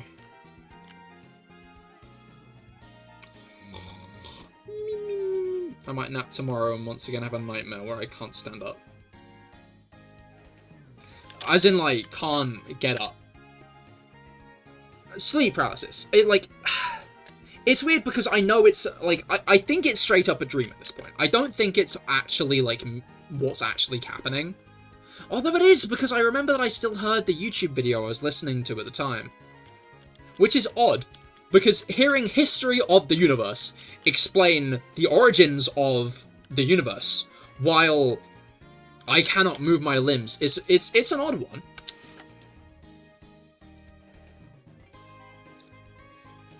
He's like, well, the fundamental particles at that point in the world. And, like, in my head, I'm like, oh, I can't fucking move! I can't fucking move! You know? Guts.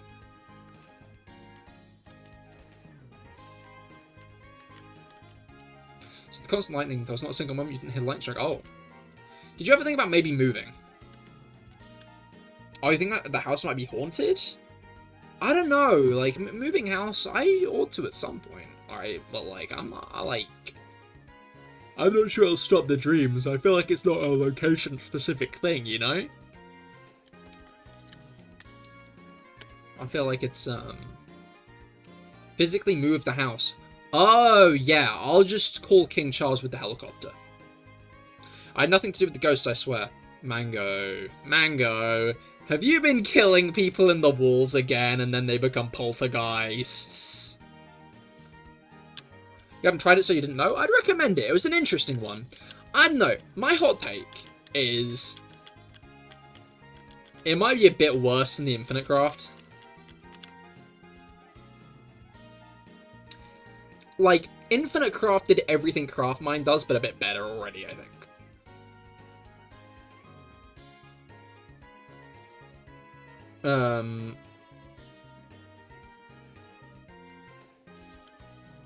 Infinite Craft was a good one. Basically, me and my mates basically did Craftmine in Infinite Craft.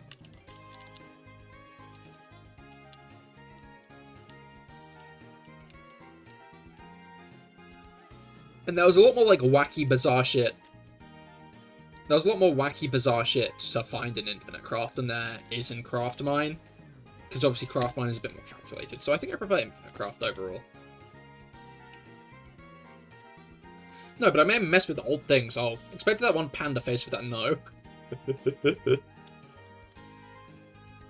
There's old panda guys and the rat. And the rat.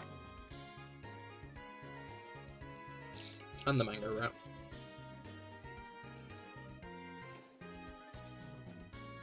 Keep going. Continue. Show me your emotes, Ratman. Ratman, I wish to see your funny emotes, Ratman.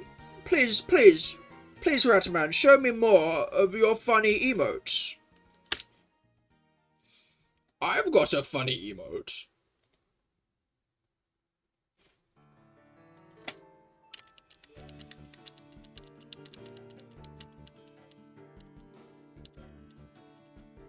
Yes, splendid. Oh, I love seeing that, yes. I hope that you can see the funny emotes in the box there, YouTube. You think you made up an emote? Oh, is there a specific emote you're trying to look for from Mango and he's not showing it?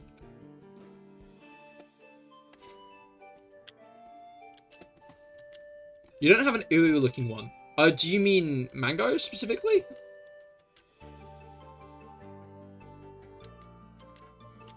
What do you mean, me?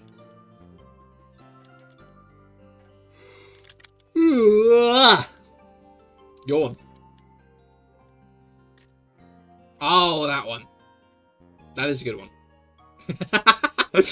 Mango just wasn't using it.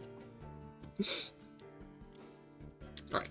I'm gonna stop talking about emotes myself now, because I don't want to confuse YouTube chat. YouTube chat aren't involved in this bit, and I feel a bit bad about it.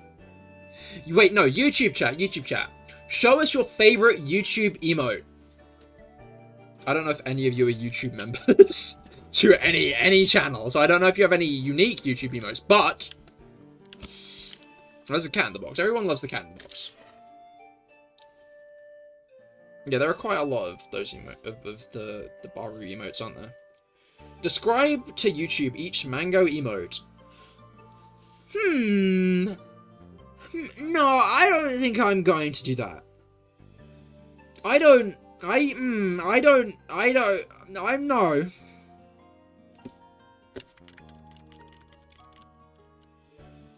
You don't have any emotes? Aw. That's a shame to hear. You hate to see it. Mango without emotes is like an angel without wings. Those are your emotes at this point, Mango. Like, I've not ever watched an Admiral Baru stream, so I don't know much about him nor his little guy. So yeah, no, I associate them with Mango more than anyone else.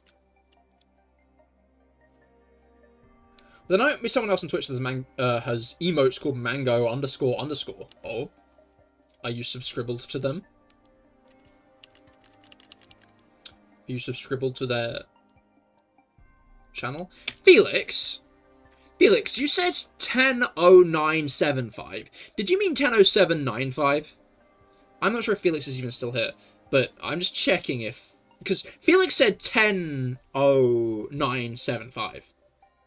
And he was like, that's the number I'm betting on next. But I'm now realizing that he might have just mixed up the 7 and the 9. Which would have not been great, but, no, just saying there might be. Highly likely. Since the emote prefixes are unique, right? Yeah, they are. Which is why I bought CahirL. I'm interested to see what the Cahir is here prefix is going to be. And if it's not Cahir is, then I'm going to make it Cahir is.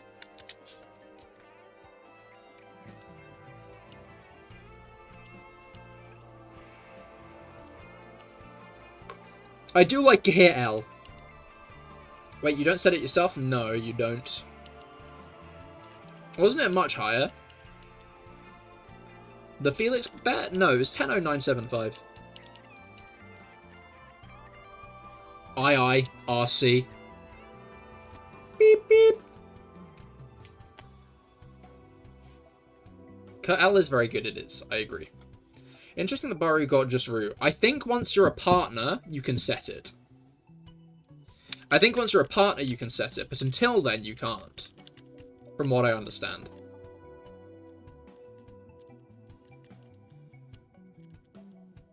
Not even close to 9. Oh. I'm nosy.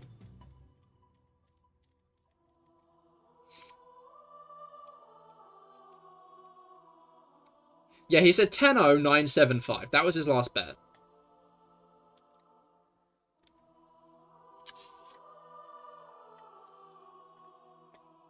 Still over 100 left, exactly. Almost 200.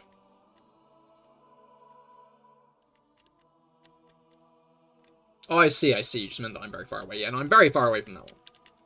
Which is surprising, because generally Felix bets a very close number so we can get the instant gratification or satification.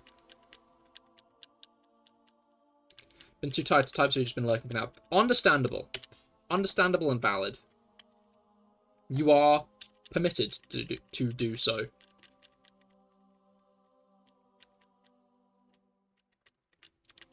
Tired gang for real? I'm not tired. I'm wide awake.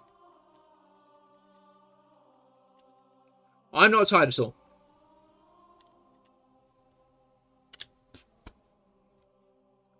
One.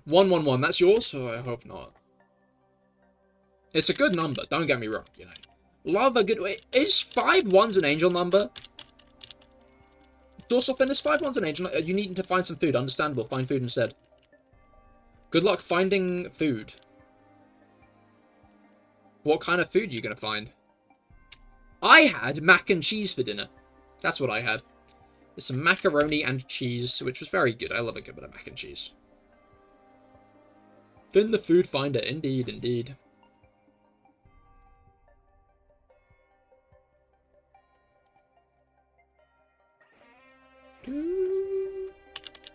I don't know, maybe cherry tomatoes? Ooh. Makes sense.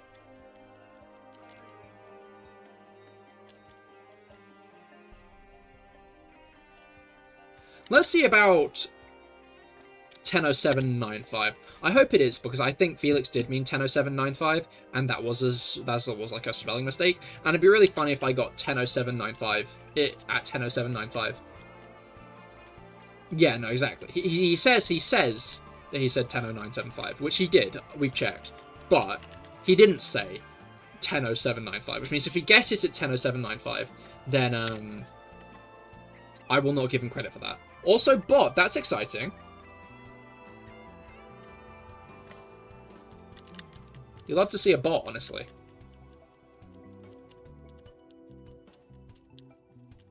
You love to see a bot. Been getting into bots recently. I think I pre-ordered every 9.5 though. No, you didn't. Actually, you forgot this one specifically. You've got every other 9.5, but you don't have this one. This is the one that you didn't pre-order. Sorry, Felix. Ah! Which means, when this is shiny... Sorry, Felix. But you won't have predicted it correctly. Wait! It's not.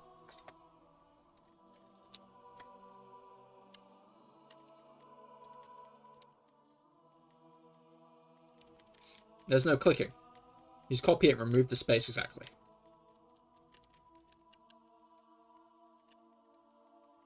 Okay, at least it won't be the shiny. I didn't breathe for a few seconds. Imagine if it was. That would have been so funny. But no. You see, as I like in one of those dreams where I couldn't move actually, there was this guy who came up to me and he was like, he was in a business suit, right? He was in a business suit.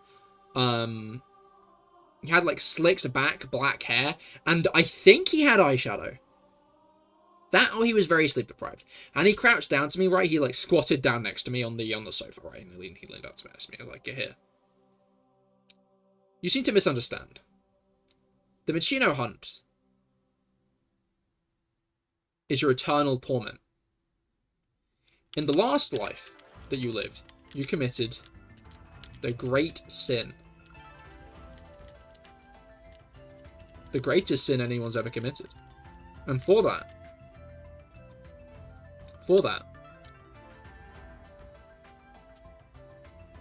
you have to,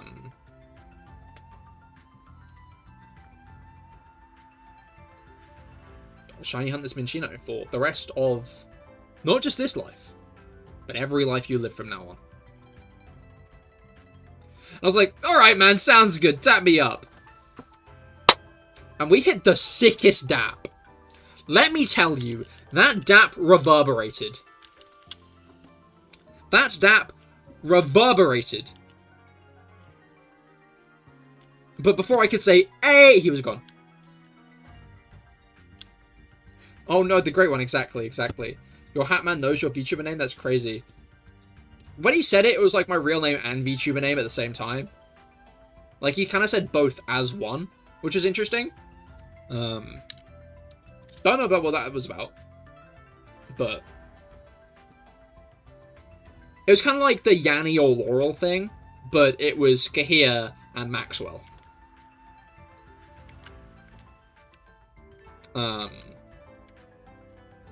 Which was impressive, because those two names sound nothing alike. It's a feature you can pay extra for, I see. John Stevenson here, exactly. You get it.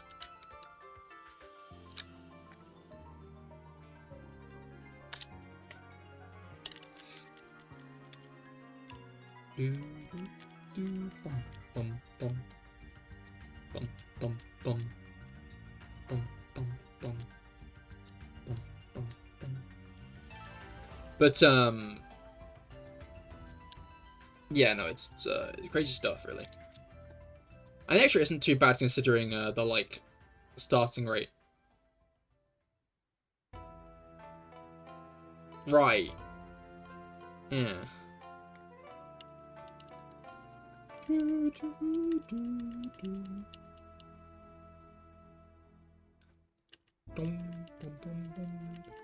Wow. Now that I look at it, next stream, we might be hitting 11k.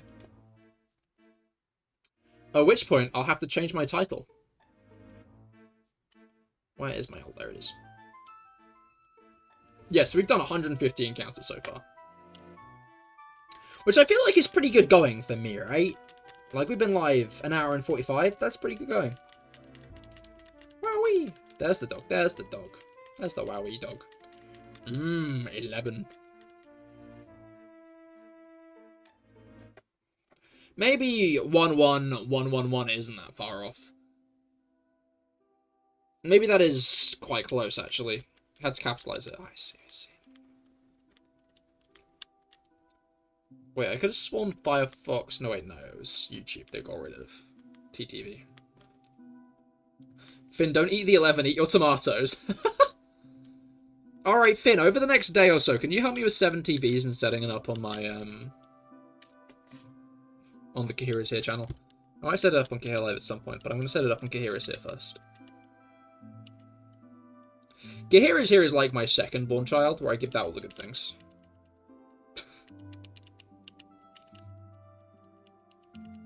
Nah, again, when ZA comes out, maybe before ZA comes out, but I'm going to put a bit more of it into Cahir Here. Because I'll be able to raid people on Cahir Here on Saturday. On Saturday, I'll be able to raid people. It will have been 30 days since I made the channel, I'll be able to raid people. So we'll see how it goes after that, but I'll talk more about that on Wednesday.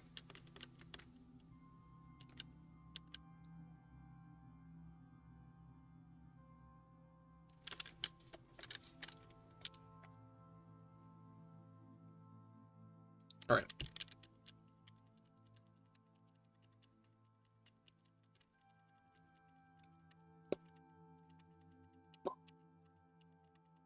That's a thought. That's already an emote. I was low-key gonna get a, emote like that. And I probably will still get an emote like that for Cahir Here once I hit affiliate. But that's a way off. I need to stop thinking about Cahir Here affiliate, because it'll probably still take a while to get there. I would not expect to get it. Maybe before, like, June or even July at a stretch, if things go poorly. If things go poorly.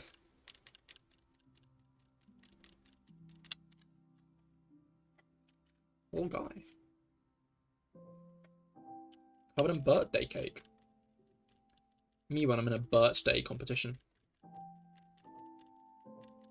It's my birthday. Pip, hello, how goes it? I did not expect to see you here because you've now got the late shift.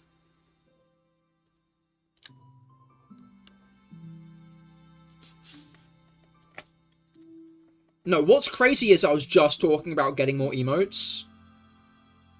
And then, who shows up but my emote artist? He's here to snip. Pip is here to snip. On a tiny break and wanted to pop in. I see, I see. Well, welcome. I hope your week has been going well so far. I hope it's gotten off to a good start.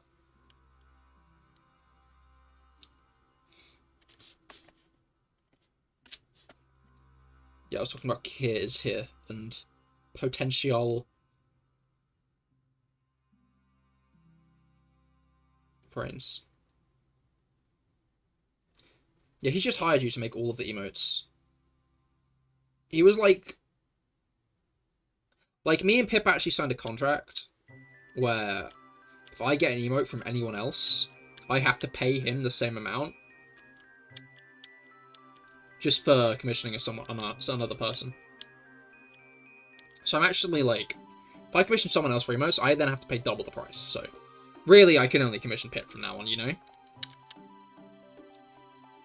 I didn't realize what I was signing on to when he like first made the emotes, but like, yeah. As Pip's voice is true, no, yeah, no, it is. I'm guessing you actually wrote up the contract that I signed. Like, that's why you read contracts, guys. Because I didn't read the contract, and... yeah. Blimey, as they say. I say that. I say blimey sometimes. I'm getting into saying blimey late. Fuck, I said it wrong! Man, reading is for nerds. Guys, Can we get a true in chat for reading is for nerds? You know, get email from me so Pip can get paid and we just get more money. She was like very limited funds. That's a good point though. Is that why you did it?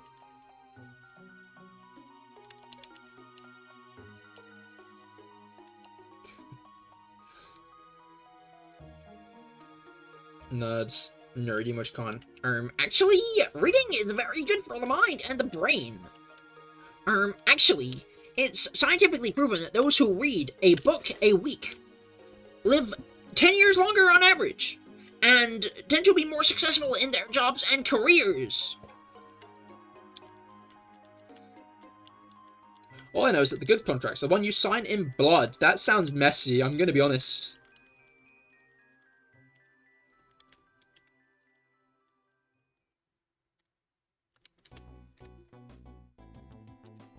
Wow, I'm gonna fucking die. Rob, no! This is unrelated to the book thing. Like, he just fell down the stairs.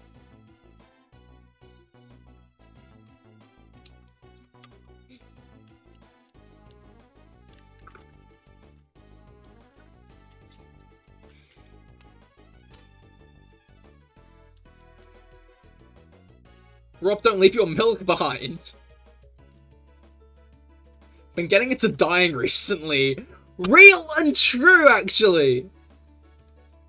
Dibs on the corpse? No. Sorry, Mango. Rob's will has already specified that his corpse is to be lain to rest in a coffin full of milk. They're gonna put him in a glass coffin full of milk.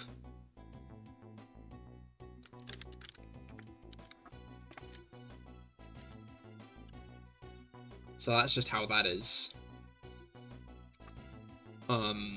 Basically at the funeral, everyone's gonna take a glass, and they're gonna take a glass of milk, glass of the Rob milk. Where am I supposed to get a fresh corpse at this hour? I'm sure you can find one.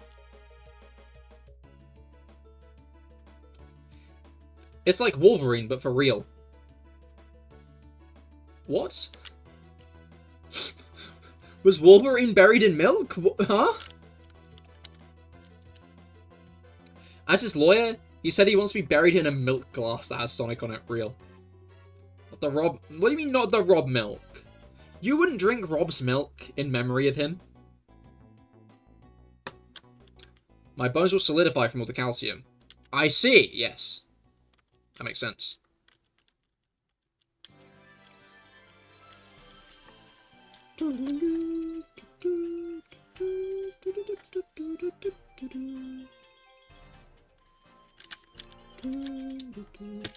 Yeah, there we go.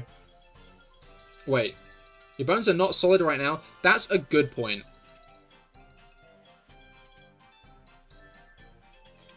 Robert, your bones flaccid? Robert, do you have flaccid bones?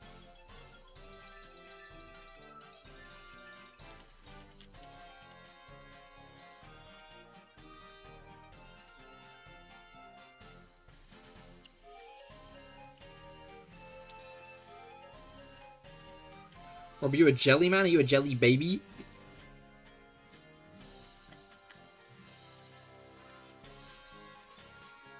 You know what I need to buy at some point? You know what I need to get at some point? I need to get some jelly babies. I haven't had jelly babies for years. I thought you're not supposed to ask people about their flaccid bones. That's not in the stream rules. Possibly one of those wacky inflatable tube men. I hope you get a million shinies. I will try my best of luck. I'll see you all later. Understandable, Pip. Best of luck with the rest of your day. I hope I get a million shinies as well. That would be very impressive. That would make for a pretty good clip. On Twitch, I think.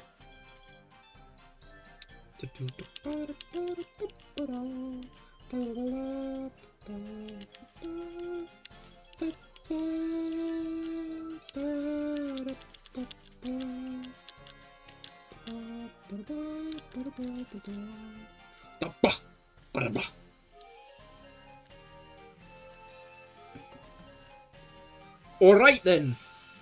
Alright then. Alright then. Smash. I like the little Game Freak logo in these games. Remove the space.com. Real and true. Real and true and factual, actually. If you go there, that's where you get the viewers from. Is remove the space.com. Or it might be remove the space.net, actually. Try that too. Game Freak Lego is coming. I mean, low-key, isn't it? Low-key. Interested to see what it's gonna be like.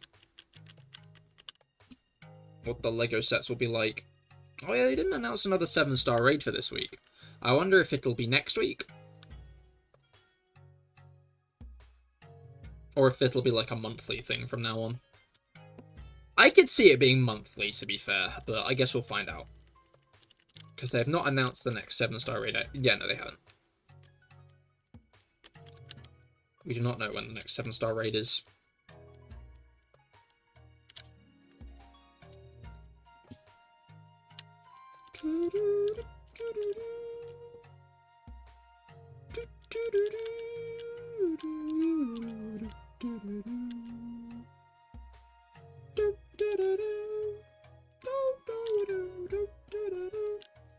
Well, you're very shocked. You're shocked. Mango got electrocuted. You hate to see it. He must have found one of the live wires. Maybe Space.com has a bunch of space news and or facts on it. What? What? Who could have seen this coming?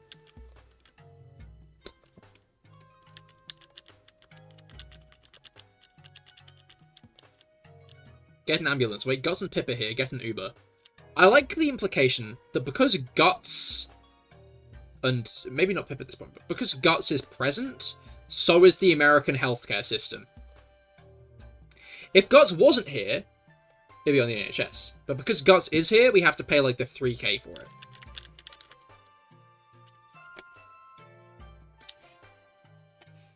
Anyway, I guess that changes it. Mango, 5K!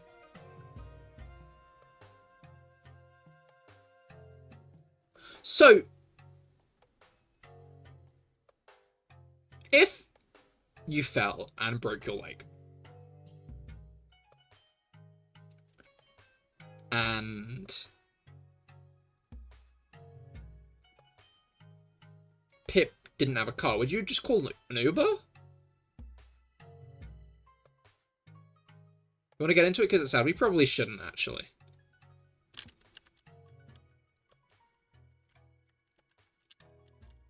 Previous question, does Loki still stand?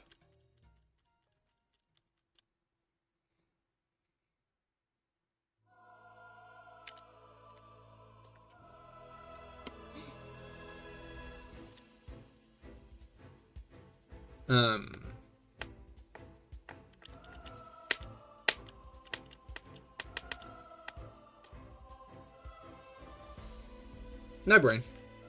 I think, we'd have to call an ambulance. Because that's a lot for an Uber to come and pick me up. I see. Fair enough.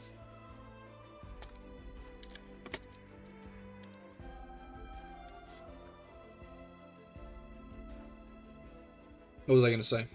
No words, actually. I forgot them all. Been getting into forgetting words lately. Wait, no, I can make that a bit funnier. Been getting into forgetting words.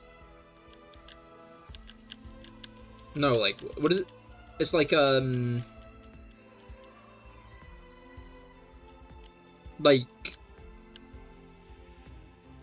what is it? What's the word? Like, not that long ago, I started getting into words. Like, the Uber driver would have to come in my apartment and help me off the ground. But even if you don't get in the ambulance and they're called, you're charged. If you don't get in? Fucking hell.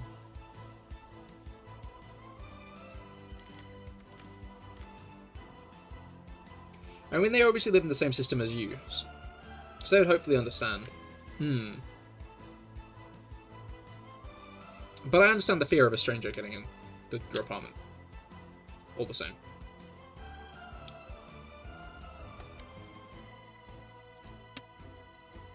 They could think I'm luring them in.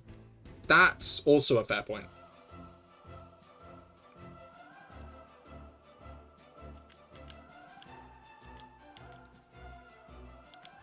Yeah.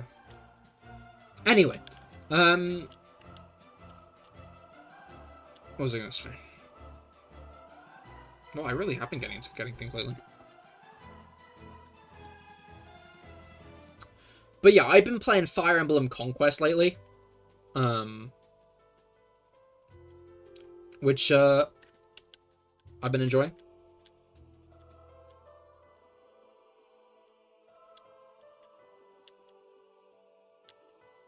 Also, if I'm vulnerable, you know I won't be paying any of the emergency. I've not paid any of my emergency room debt. Oh. Understandable.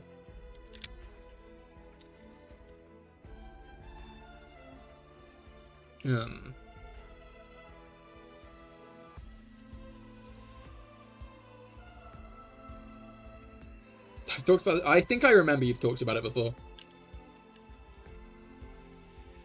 I do think I recall. Although I don't know if we spoke about if I was there when you spoke about it on stream or if this was a different conversation.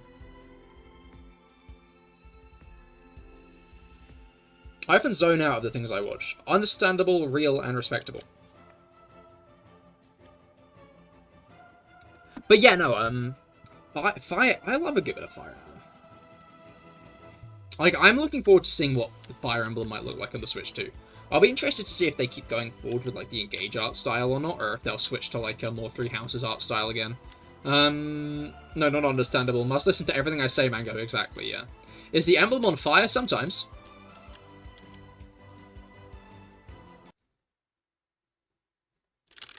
In the middle of the song. I always find it funny to see how they're going to fit the Fire Emblem into the game. Because the Fire Emblem is always a thing in the game, right? Like in Fire Emblem Three Houses, there's these things called crests. And crests are basically like the noble lineage you're part of. So if people have a crest, then...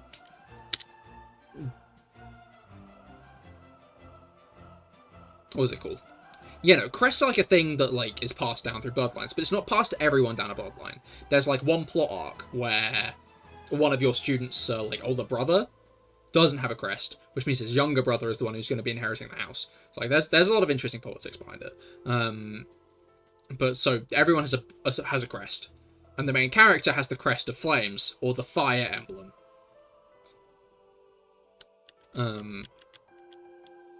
Who's your favourite Fire Emblem character? Ooh, no, that's a good one. That's a good one. Maybe... either Bernadetta or Yunaka, I'd say. Maybe Tamara? Bernadetta, Yunaka, and Tamara, they're my three favourites.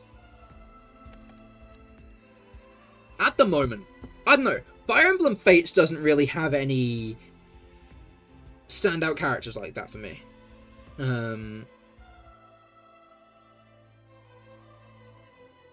Like, I really enjoy Fate's cast.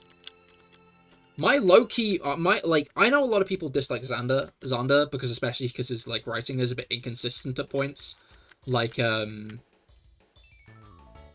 yeah, his writing's a bit inconsistent at points. But I really like the Nor family. Like, the Nor family, I care a lot for them. They're fun.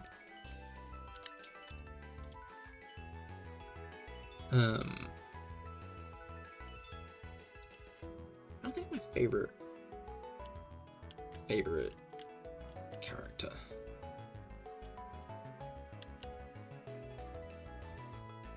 Mango, I need you to make a decision for me. Oh. Go on, Mango. Make Guts' decision for them. Go on. Go on, do it. Mango. Mango, this is peer pressure. Mango.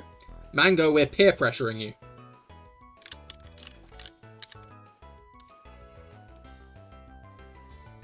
It's like, who is... Should you order coffee? My vote is yes.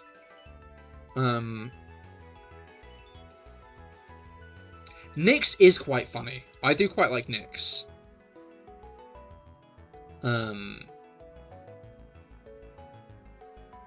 I've turned her into a healer on my run because I made Elise into a mage. Elise is such a funny character because she is the youngest sibling of the Null family. But like she has a really good magic growth. Has like a really good like magic stat. So I often just turn her into a mage because it's funny.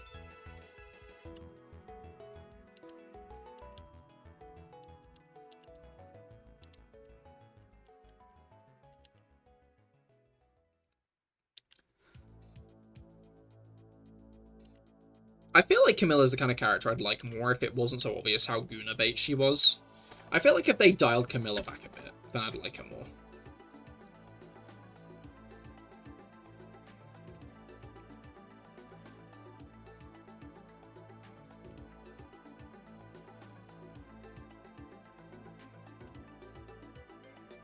I'm listening to Cahir, you're no help. Oh, yeah. Oh, I see. Mango hasn't validated your bad choices. But, I mean, I guess they're not bad choices, actually. Are they? It's not even that late where you are, is it? It's like 10 here.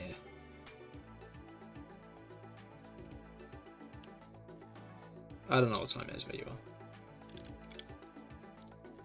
Get the coffee, Guts. You deserve a sweet treat. 4 PM? That's not that late. That's not that late. Okay, time police, Mango. Mango's the time police? Oh, fuck. He doesn't know, right? He doesn't know. Does he know? I don't think of the characters I'm using in my army is like the thing. My favorite Fire Emblem Fates character, Haitaka. The one random boss from one of the early I don't know if Felix has actually... Felix, which Fire Emblems have you played? Because I feel like I'm vaguely talking in your direction right now. Because Guts and Mango are talking about coffee. Rob's playing Monster Hunter. So I might just be saying names. I might just be saying names and things. Only 3 houses, but I was interested nonetheless. I see, I see. Yeah, from 3 houses, my favourite character is definitely Bernie. I always quite liked her, I always found her funny. But on my most recent playthrough of the Golden Deer, I spent the whole fucking academy phase trying to recruit her. And I was terrified, because I didn't want to have to kill her. But then on like, I think it was the 2nd or maybe 3rd to last month, she showed up and was like, "Hey, Professor Byleth, can I join your house?" And I was like,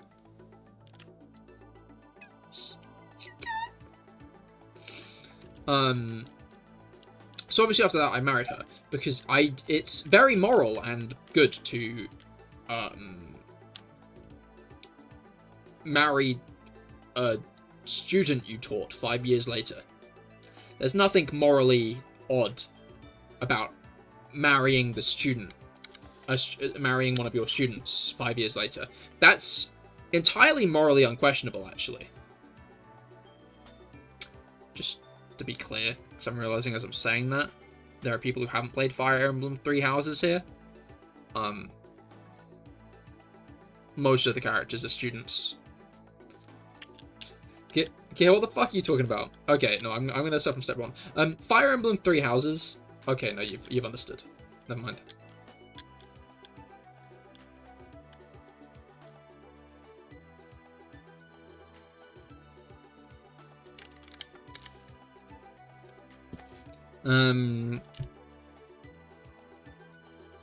Yeah, I'd say that's one of the questionable parts of Fire Emblem 3 Houses. You can explain, I still don't get it. Okay, so Fire Emblem Three Houses is basically a game where you play as a mercenary who ends up getting roped into teaching students at a church. I didn't know you were talking about a game. I see, which would have made what I was saying quite questionable. That makes sense.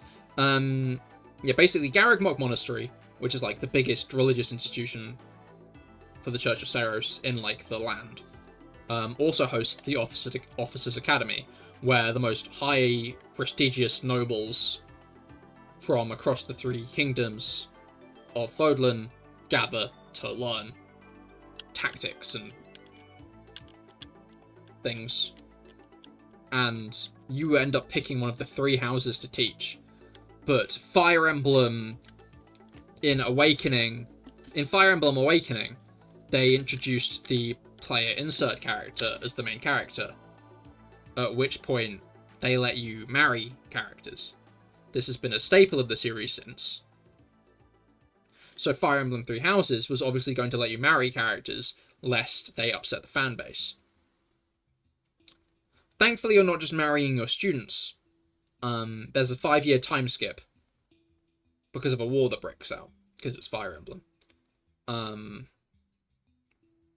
So there's a 5-year time skip, and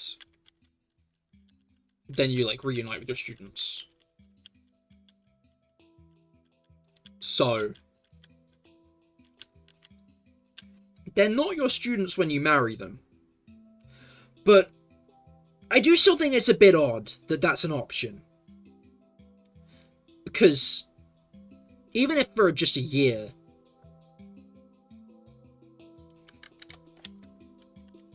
it's just...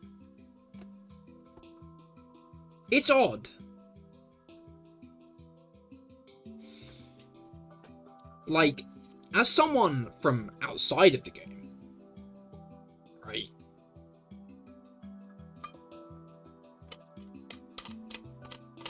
Keep on digging that hole, Cahir. I'm, like, against it, though. I think it's an odd choice. A bit weird, even.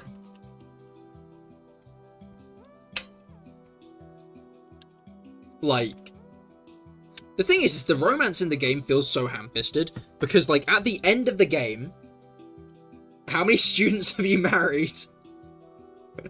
Oh no. I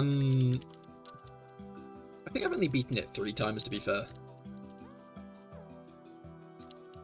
So that's 3 then.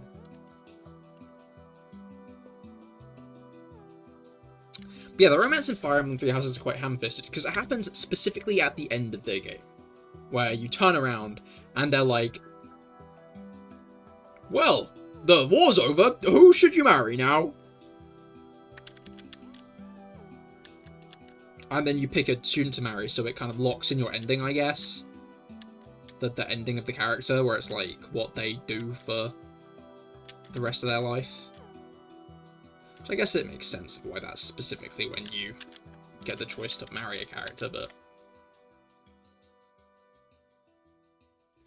Is this the game you're trying to get me to play? No, I'm trying to get you Xenoblade Chronicles 2.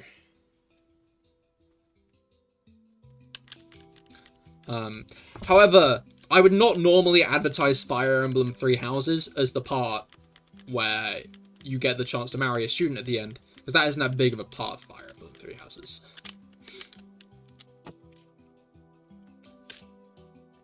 Other than that, I think it's a really cool strategy game. About, like, kind of managing resources and kind of, like, teaching. How do I put it? Because, like, in teaching them, you're, like, kind of routing them into which, like, class you're going to promote them into, which weapons they're going to use, which skills they get.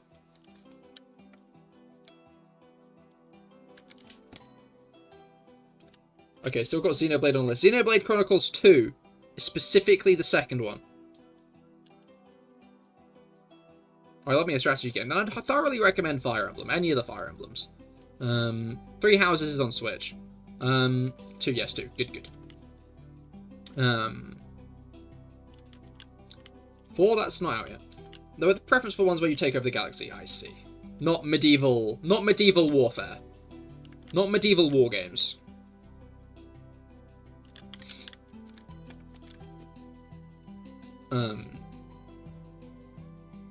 But yeah, no, Fire Emblem I think very much shines with like its very interesting characters, which I guess is where the like romance element comes into it, because they're like, oh, if we're showing you these interesting characters, you're probably gonna be like, oh, I want to marry this one, so they let you.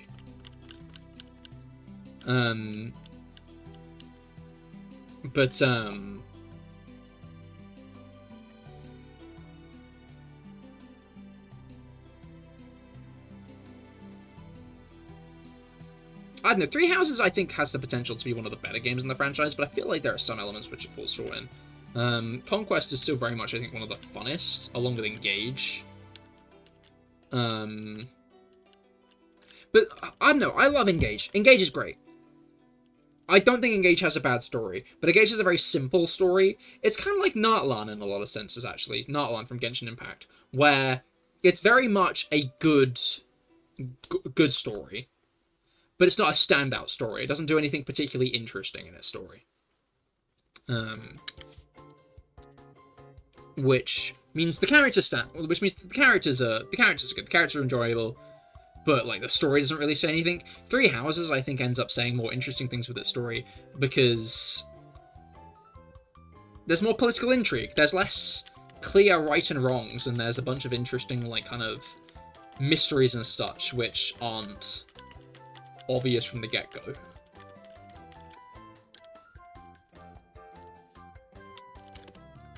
Lore mysteries built on questions about the world that you want to see answered. Because, like, the emblem rings, you don't particularly want to hear where they come from, right? You're not bothered about where they come from. I guess you're not bothered about where the heroes are. Did you know that space big? I did not know that. That's crazy. Cargo space? Whoa. Do they? I thought they go road. But, what was it called? Yahoo! Cargo space. I see, I'm sorry. Yeah, I don't know. Three Houses is a lot more interesting like a world, I think. I also think I like the hub area in Three Houses more than the hub area in... No, okay. I like the hub area in Engage more as a hub area, but I think Three Houses does one thing better as a hub area, and that is every arc, every character has something new to say about the situation. Every single chapter, a character has something new to say, and I love that. You guys know what I'm referring to when I say that. It's one of those bone-hurting juice memes, where it's a car salesman, selling a car to a guy, and he's like, and the guy buying the car is like, and cargo space? And then the guy responds, no, cargo road.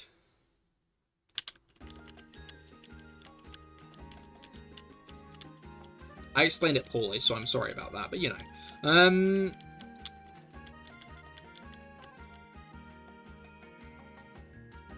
But yeah, I hope that the next Fire Emblem game has as interesting gameplay mechanics as Engage. Well, not even gameplay, like maps designs and stuff as Engage, and then as good of a story and lore as Three Houses, and characters that are as good as both of them.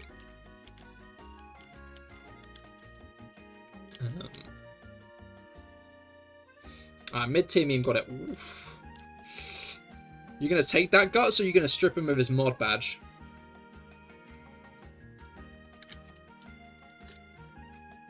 What was I gonna say?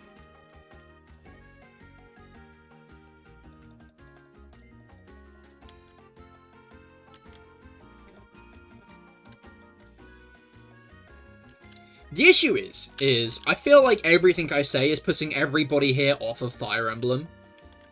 But I do find it really fucking funny.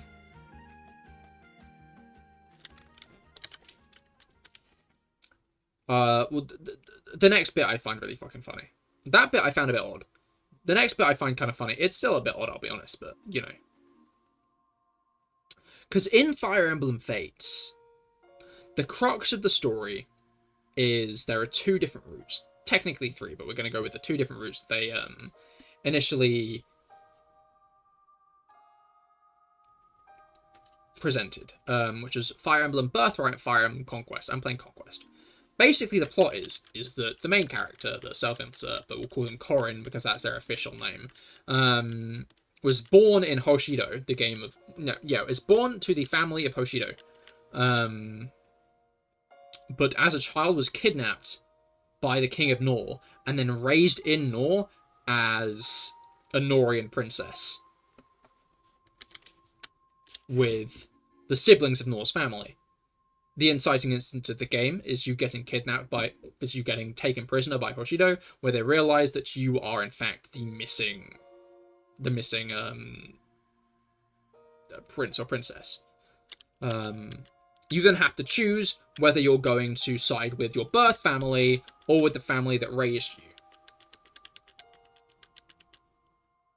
Interesting conundrum.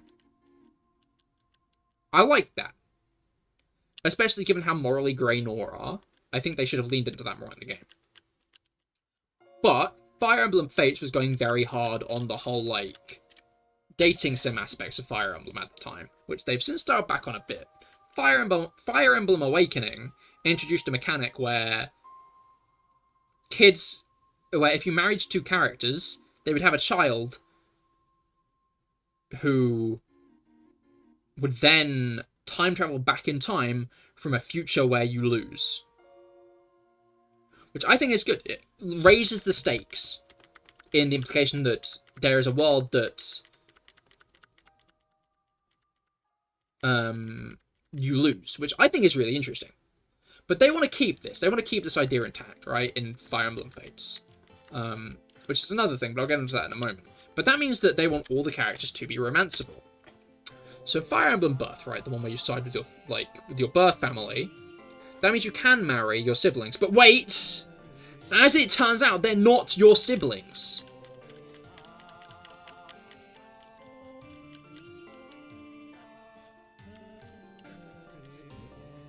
You're not actually blood related to them. Your mother moved to Hoshido, married the king, so you're not actually blood related. So it's perfectly moral for you to marry your sibling. In quotes, to be clear. Perfectly moral to marry your siblings. But I just can't help but think that low-key defeats the, selling point of the game. It's your birth... the point is, do you choose the family you were born to, your birth family, or the family that raised you? And that's the crux of the game. Why do they go back on that? Man's back on the incest talk again. He barely stopped. What do you mean?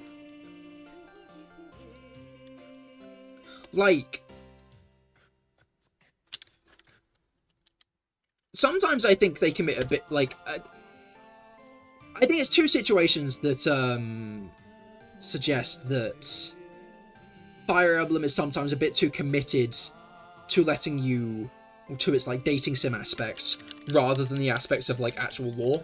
Or you choose to smash. Or you choose to smash.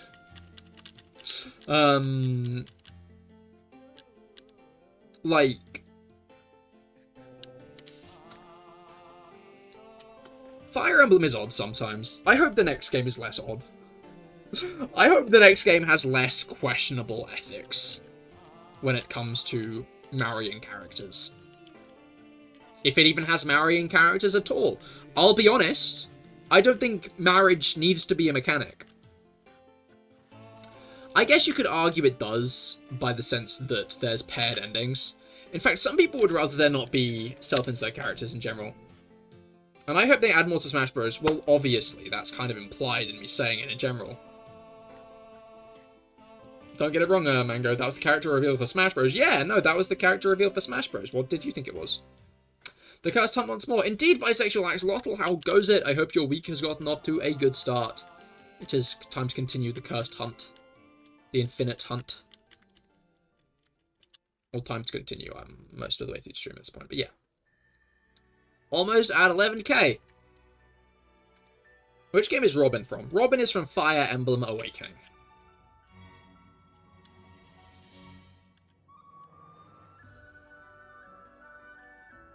Robin is the main character in that game.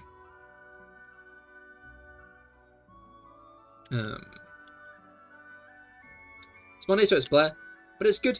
Hell yeah, glad understandable, but glad to hear it. Yeah, my day was chill. Had a yeah, no, it was a pretty chill day, all in all. Did not get up to much, if I'm honest, but it is what it is.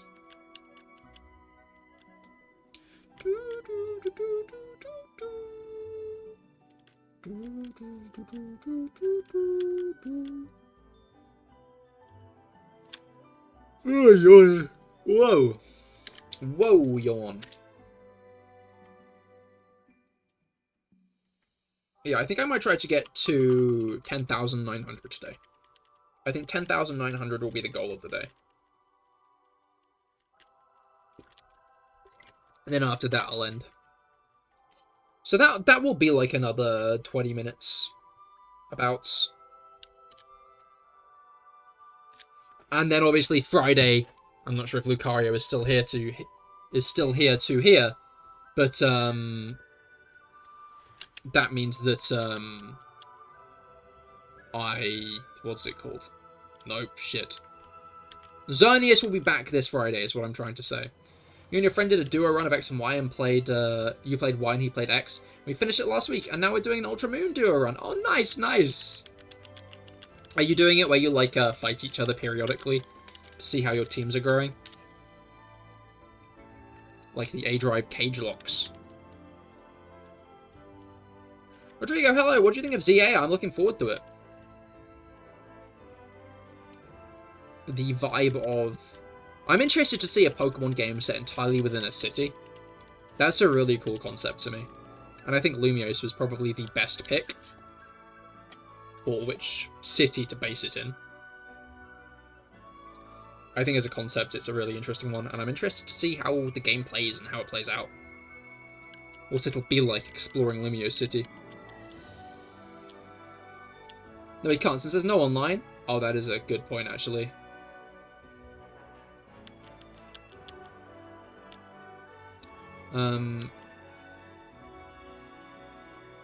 We basically wait for each major battles, like Kahunas or Totems. I see, I see. I keep on seeing leaks. I really am not... Like, what leaks are you seeing?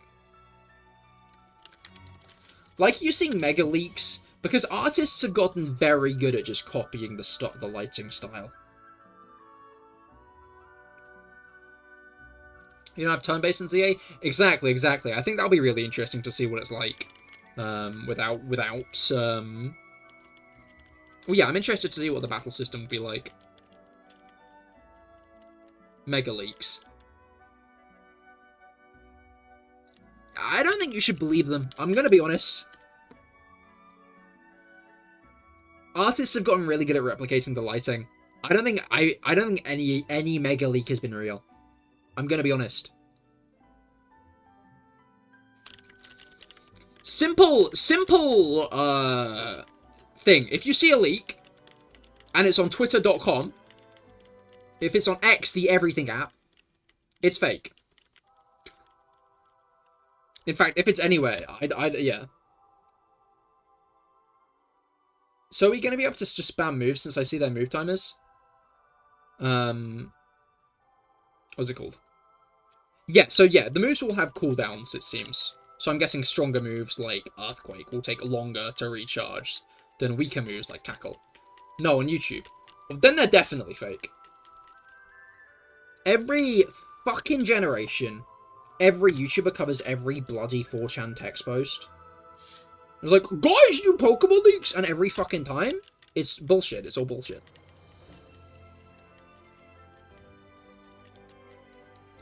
Every last bit of it is entirely bullshit.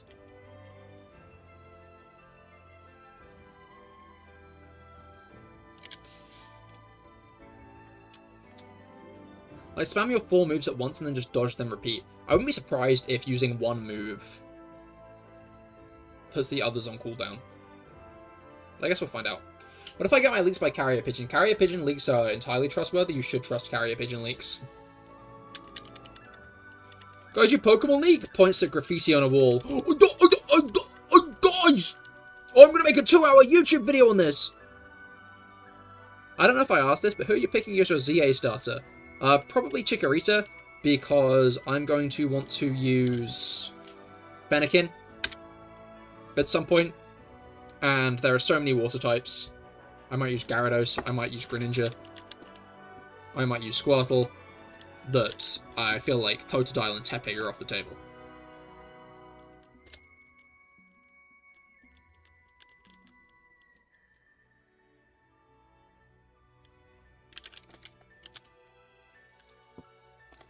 I don't know, because I was seeing someone saying, oh, guys, images of ZA have leaked, right? I saw someone on Twitter being like, images of ZA have leaked, right? And then they posted a screenshot of 4chan.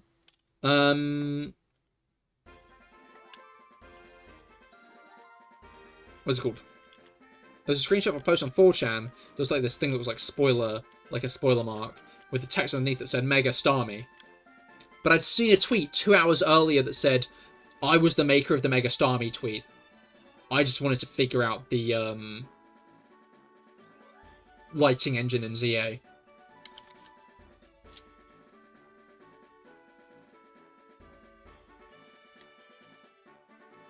So, I just don't... Like, maybe at some point there will be an actual leak. But... not now. There won't be a leak now. Generally, leak season is about a month. Within a month of the game launch. Which we're not in. I think we're safe from leaks for now. Chikorita or Totodile, I always use Tepig on a first team. Understandable, understandable. Totodile pick rate 3% because 2025 is going to be Clawitzer era, I'm hearing. Yeah, no, I'm hearing that too from multiple sources. I actually saw a Clawitzer leak earlier in my dream.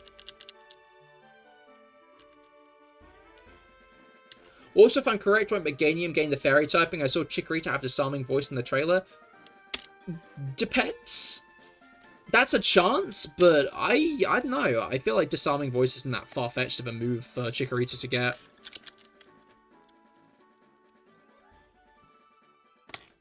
Seems like a pretty reasonable attack to learn, all things considered for it. So, yours with the brainworms. Ah, nice, nice. Yeah, no, I'm not... Like, they gave Charmander double kick in Fire Red and Leaf Green so it could beat Brock. It's probably just a move they gave it because it fits the vibe. Hell, it might be because it's a TM now, because isn't it a TM now? Like, it might just be a TM they taught it, rather than a level up move. Like, there's every chance Meganium will be Grass Fairy. I feel like Grass Fairy isn't too far-fetched of a move, isn't too far-fetched of a typing for it. Whether it's a regional variant or a Mega. But I feel like Grass Fairy is very by the books. I feel like people would expect a Grass Fairy type. So I wouldn't be surprised if they're going for something else.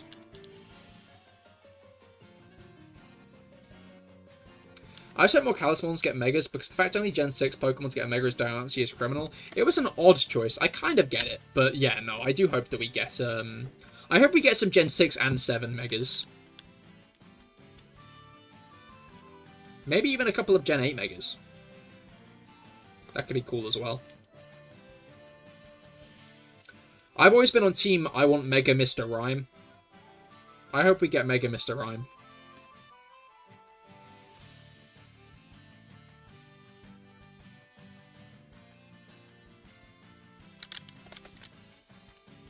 Alright.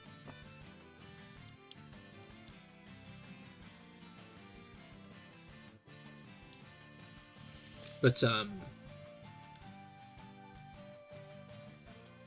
I need to figure out, like, more Megas I actually want than just Mr. Rhyme, because funny. Mr. Rhyme doesn't even work at this point. Mr. Rhyme made sense in my head because it would have been in the 1980s, and Mr. Rhyme would have fit right in. But now it doesn't. I need to figure out a new Mega to champion for. Maybe it should be a Gen 7 one. I hope Mr. Rhyme is in ZA, but I don't know if regional forms will be in ZA. I think it depends what, like, the wild areas, do they only just wait for Pokemon from other ecosystems to enter? Or do they move them in themselves? Because if it's like Blueberry Academy's Biosphere, where they actively move the Pokemon in, then we could see some regional variants, I think.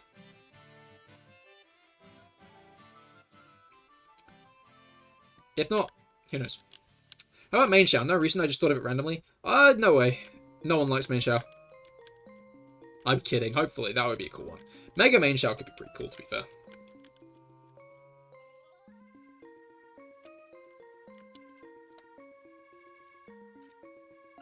But,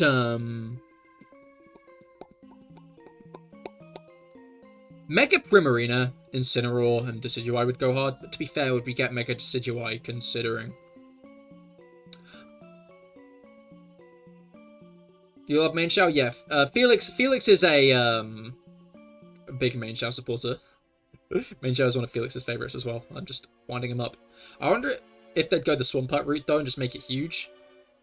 I don't think they would, because Minccino's whole thing is it's pretty elegant, right? That'd be a really, like, Swampert made sense to make it huge. I can see where they were going from with huge Swampert. Yes, Cahir, you love Minccino. It's alright.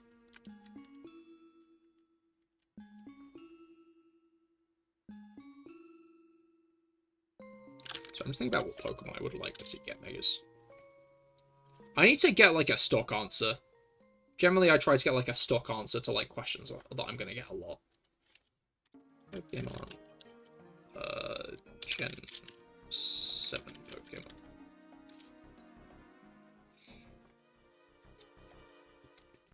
Vikavolt would be cool. But, like, Lycanroc's pretty classic. Golisopod would go hard. Palossand? I feel like Palossand would be better for a G-Max, honestly. Mega Minior. Mega Minior.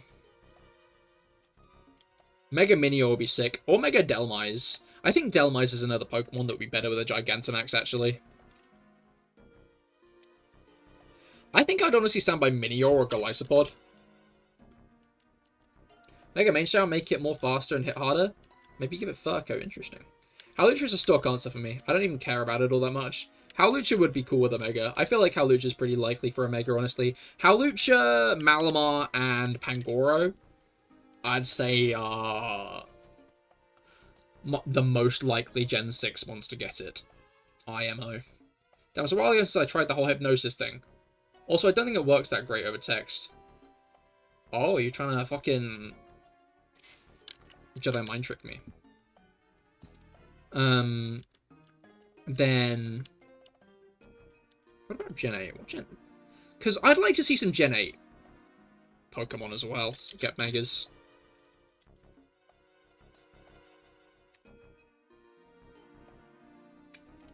Could be interesting to see. A lot of these guys have G-Maxes. Grappaloct, Mega Grappaloct.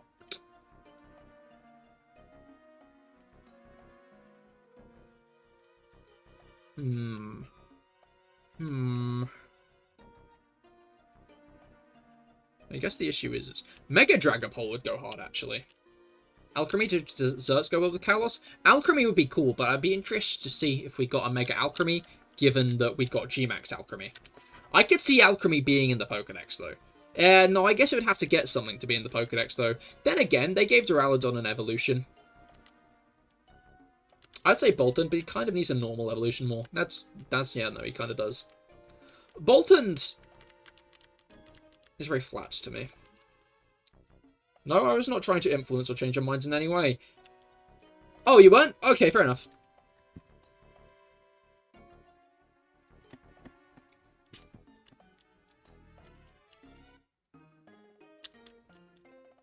I think Dash Bomb would be a really cool Pokemon to get a Mega, honestly. Because then they could really lean... Like, maybe they could make it, like... I was going to say specifically sweet-themed, but then I was like, what would it be in that case?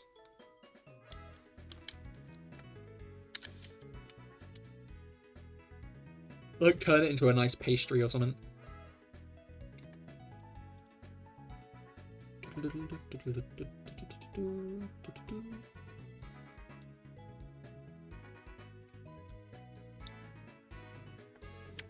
Alright.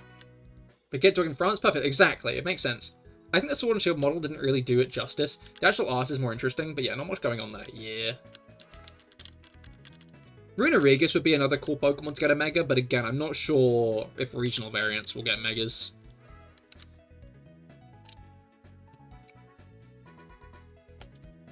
Yeah, I think Dragapult's definitely high up there because it's Dragapult, and that would be cool. Cleavor Mega would be interesting.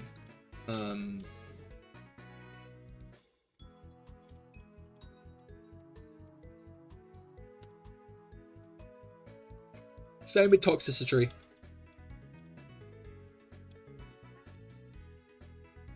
Oh no.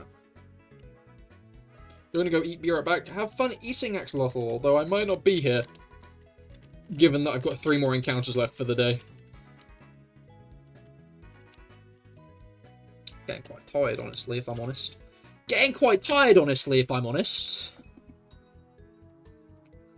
That does mean we'll be hitting 11k in 2 weeks. In 2 weeks' time, when I get back to this hunt, we'll be hitting 11k.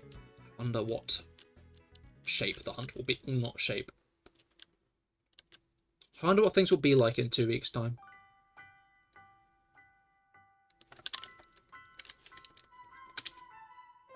It's an easy answer, but Mega Luxray.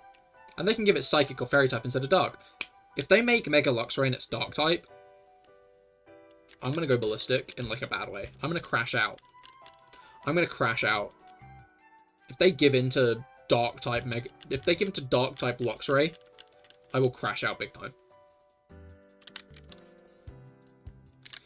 Hey, 10,900! Yippee! Woo! Yeah! Woohee! Yay! Alright. That is, however, it. That's all she wrote. But yeah, no, that means that it is the end of the stream. I'll be back next Friday for what's it called? For raids for the Pokemon Sword and Shield Dynamax Adventures for Xerneas, which will be very cool. Then what's it called? I'll be live on Wednesday on the Genshin channel. I'll be helping viewers out, so if you want some help in Genshin, I'd highly recommend stopping by. But yeah, thank you all for coming. I hope you all had a great time. And I will see you all on Wednesday. Goodbye, and good night. Wrong one.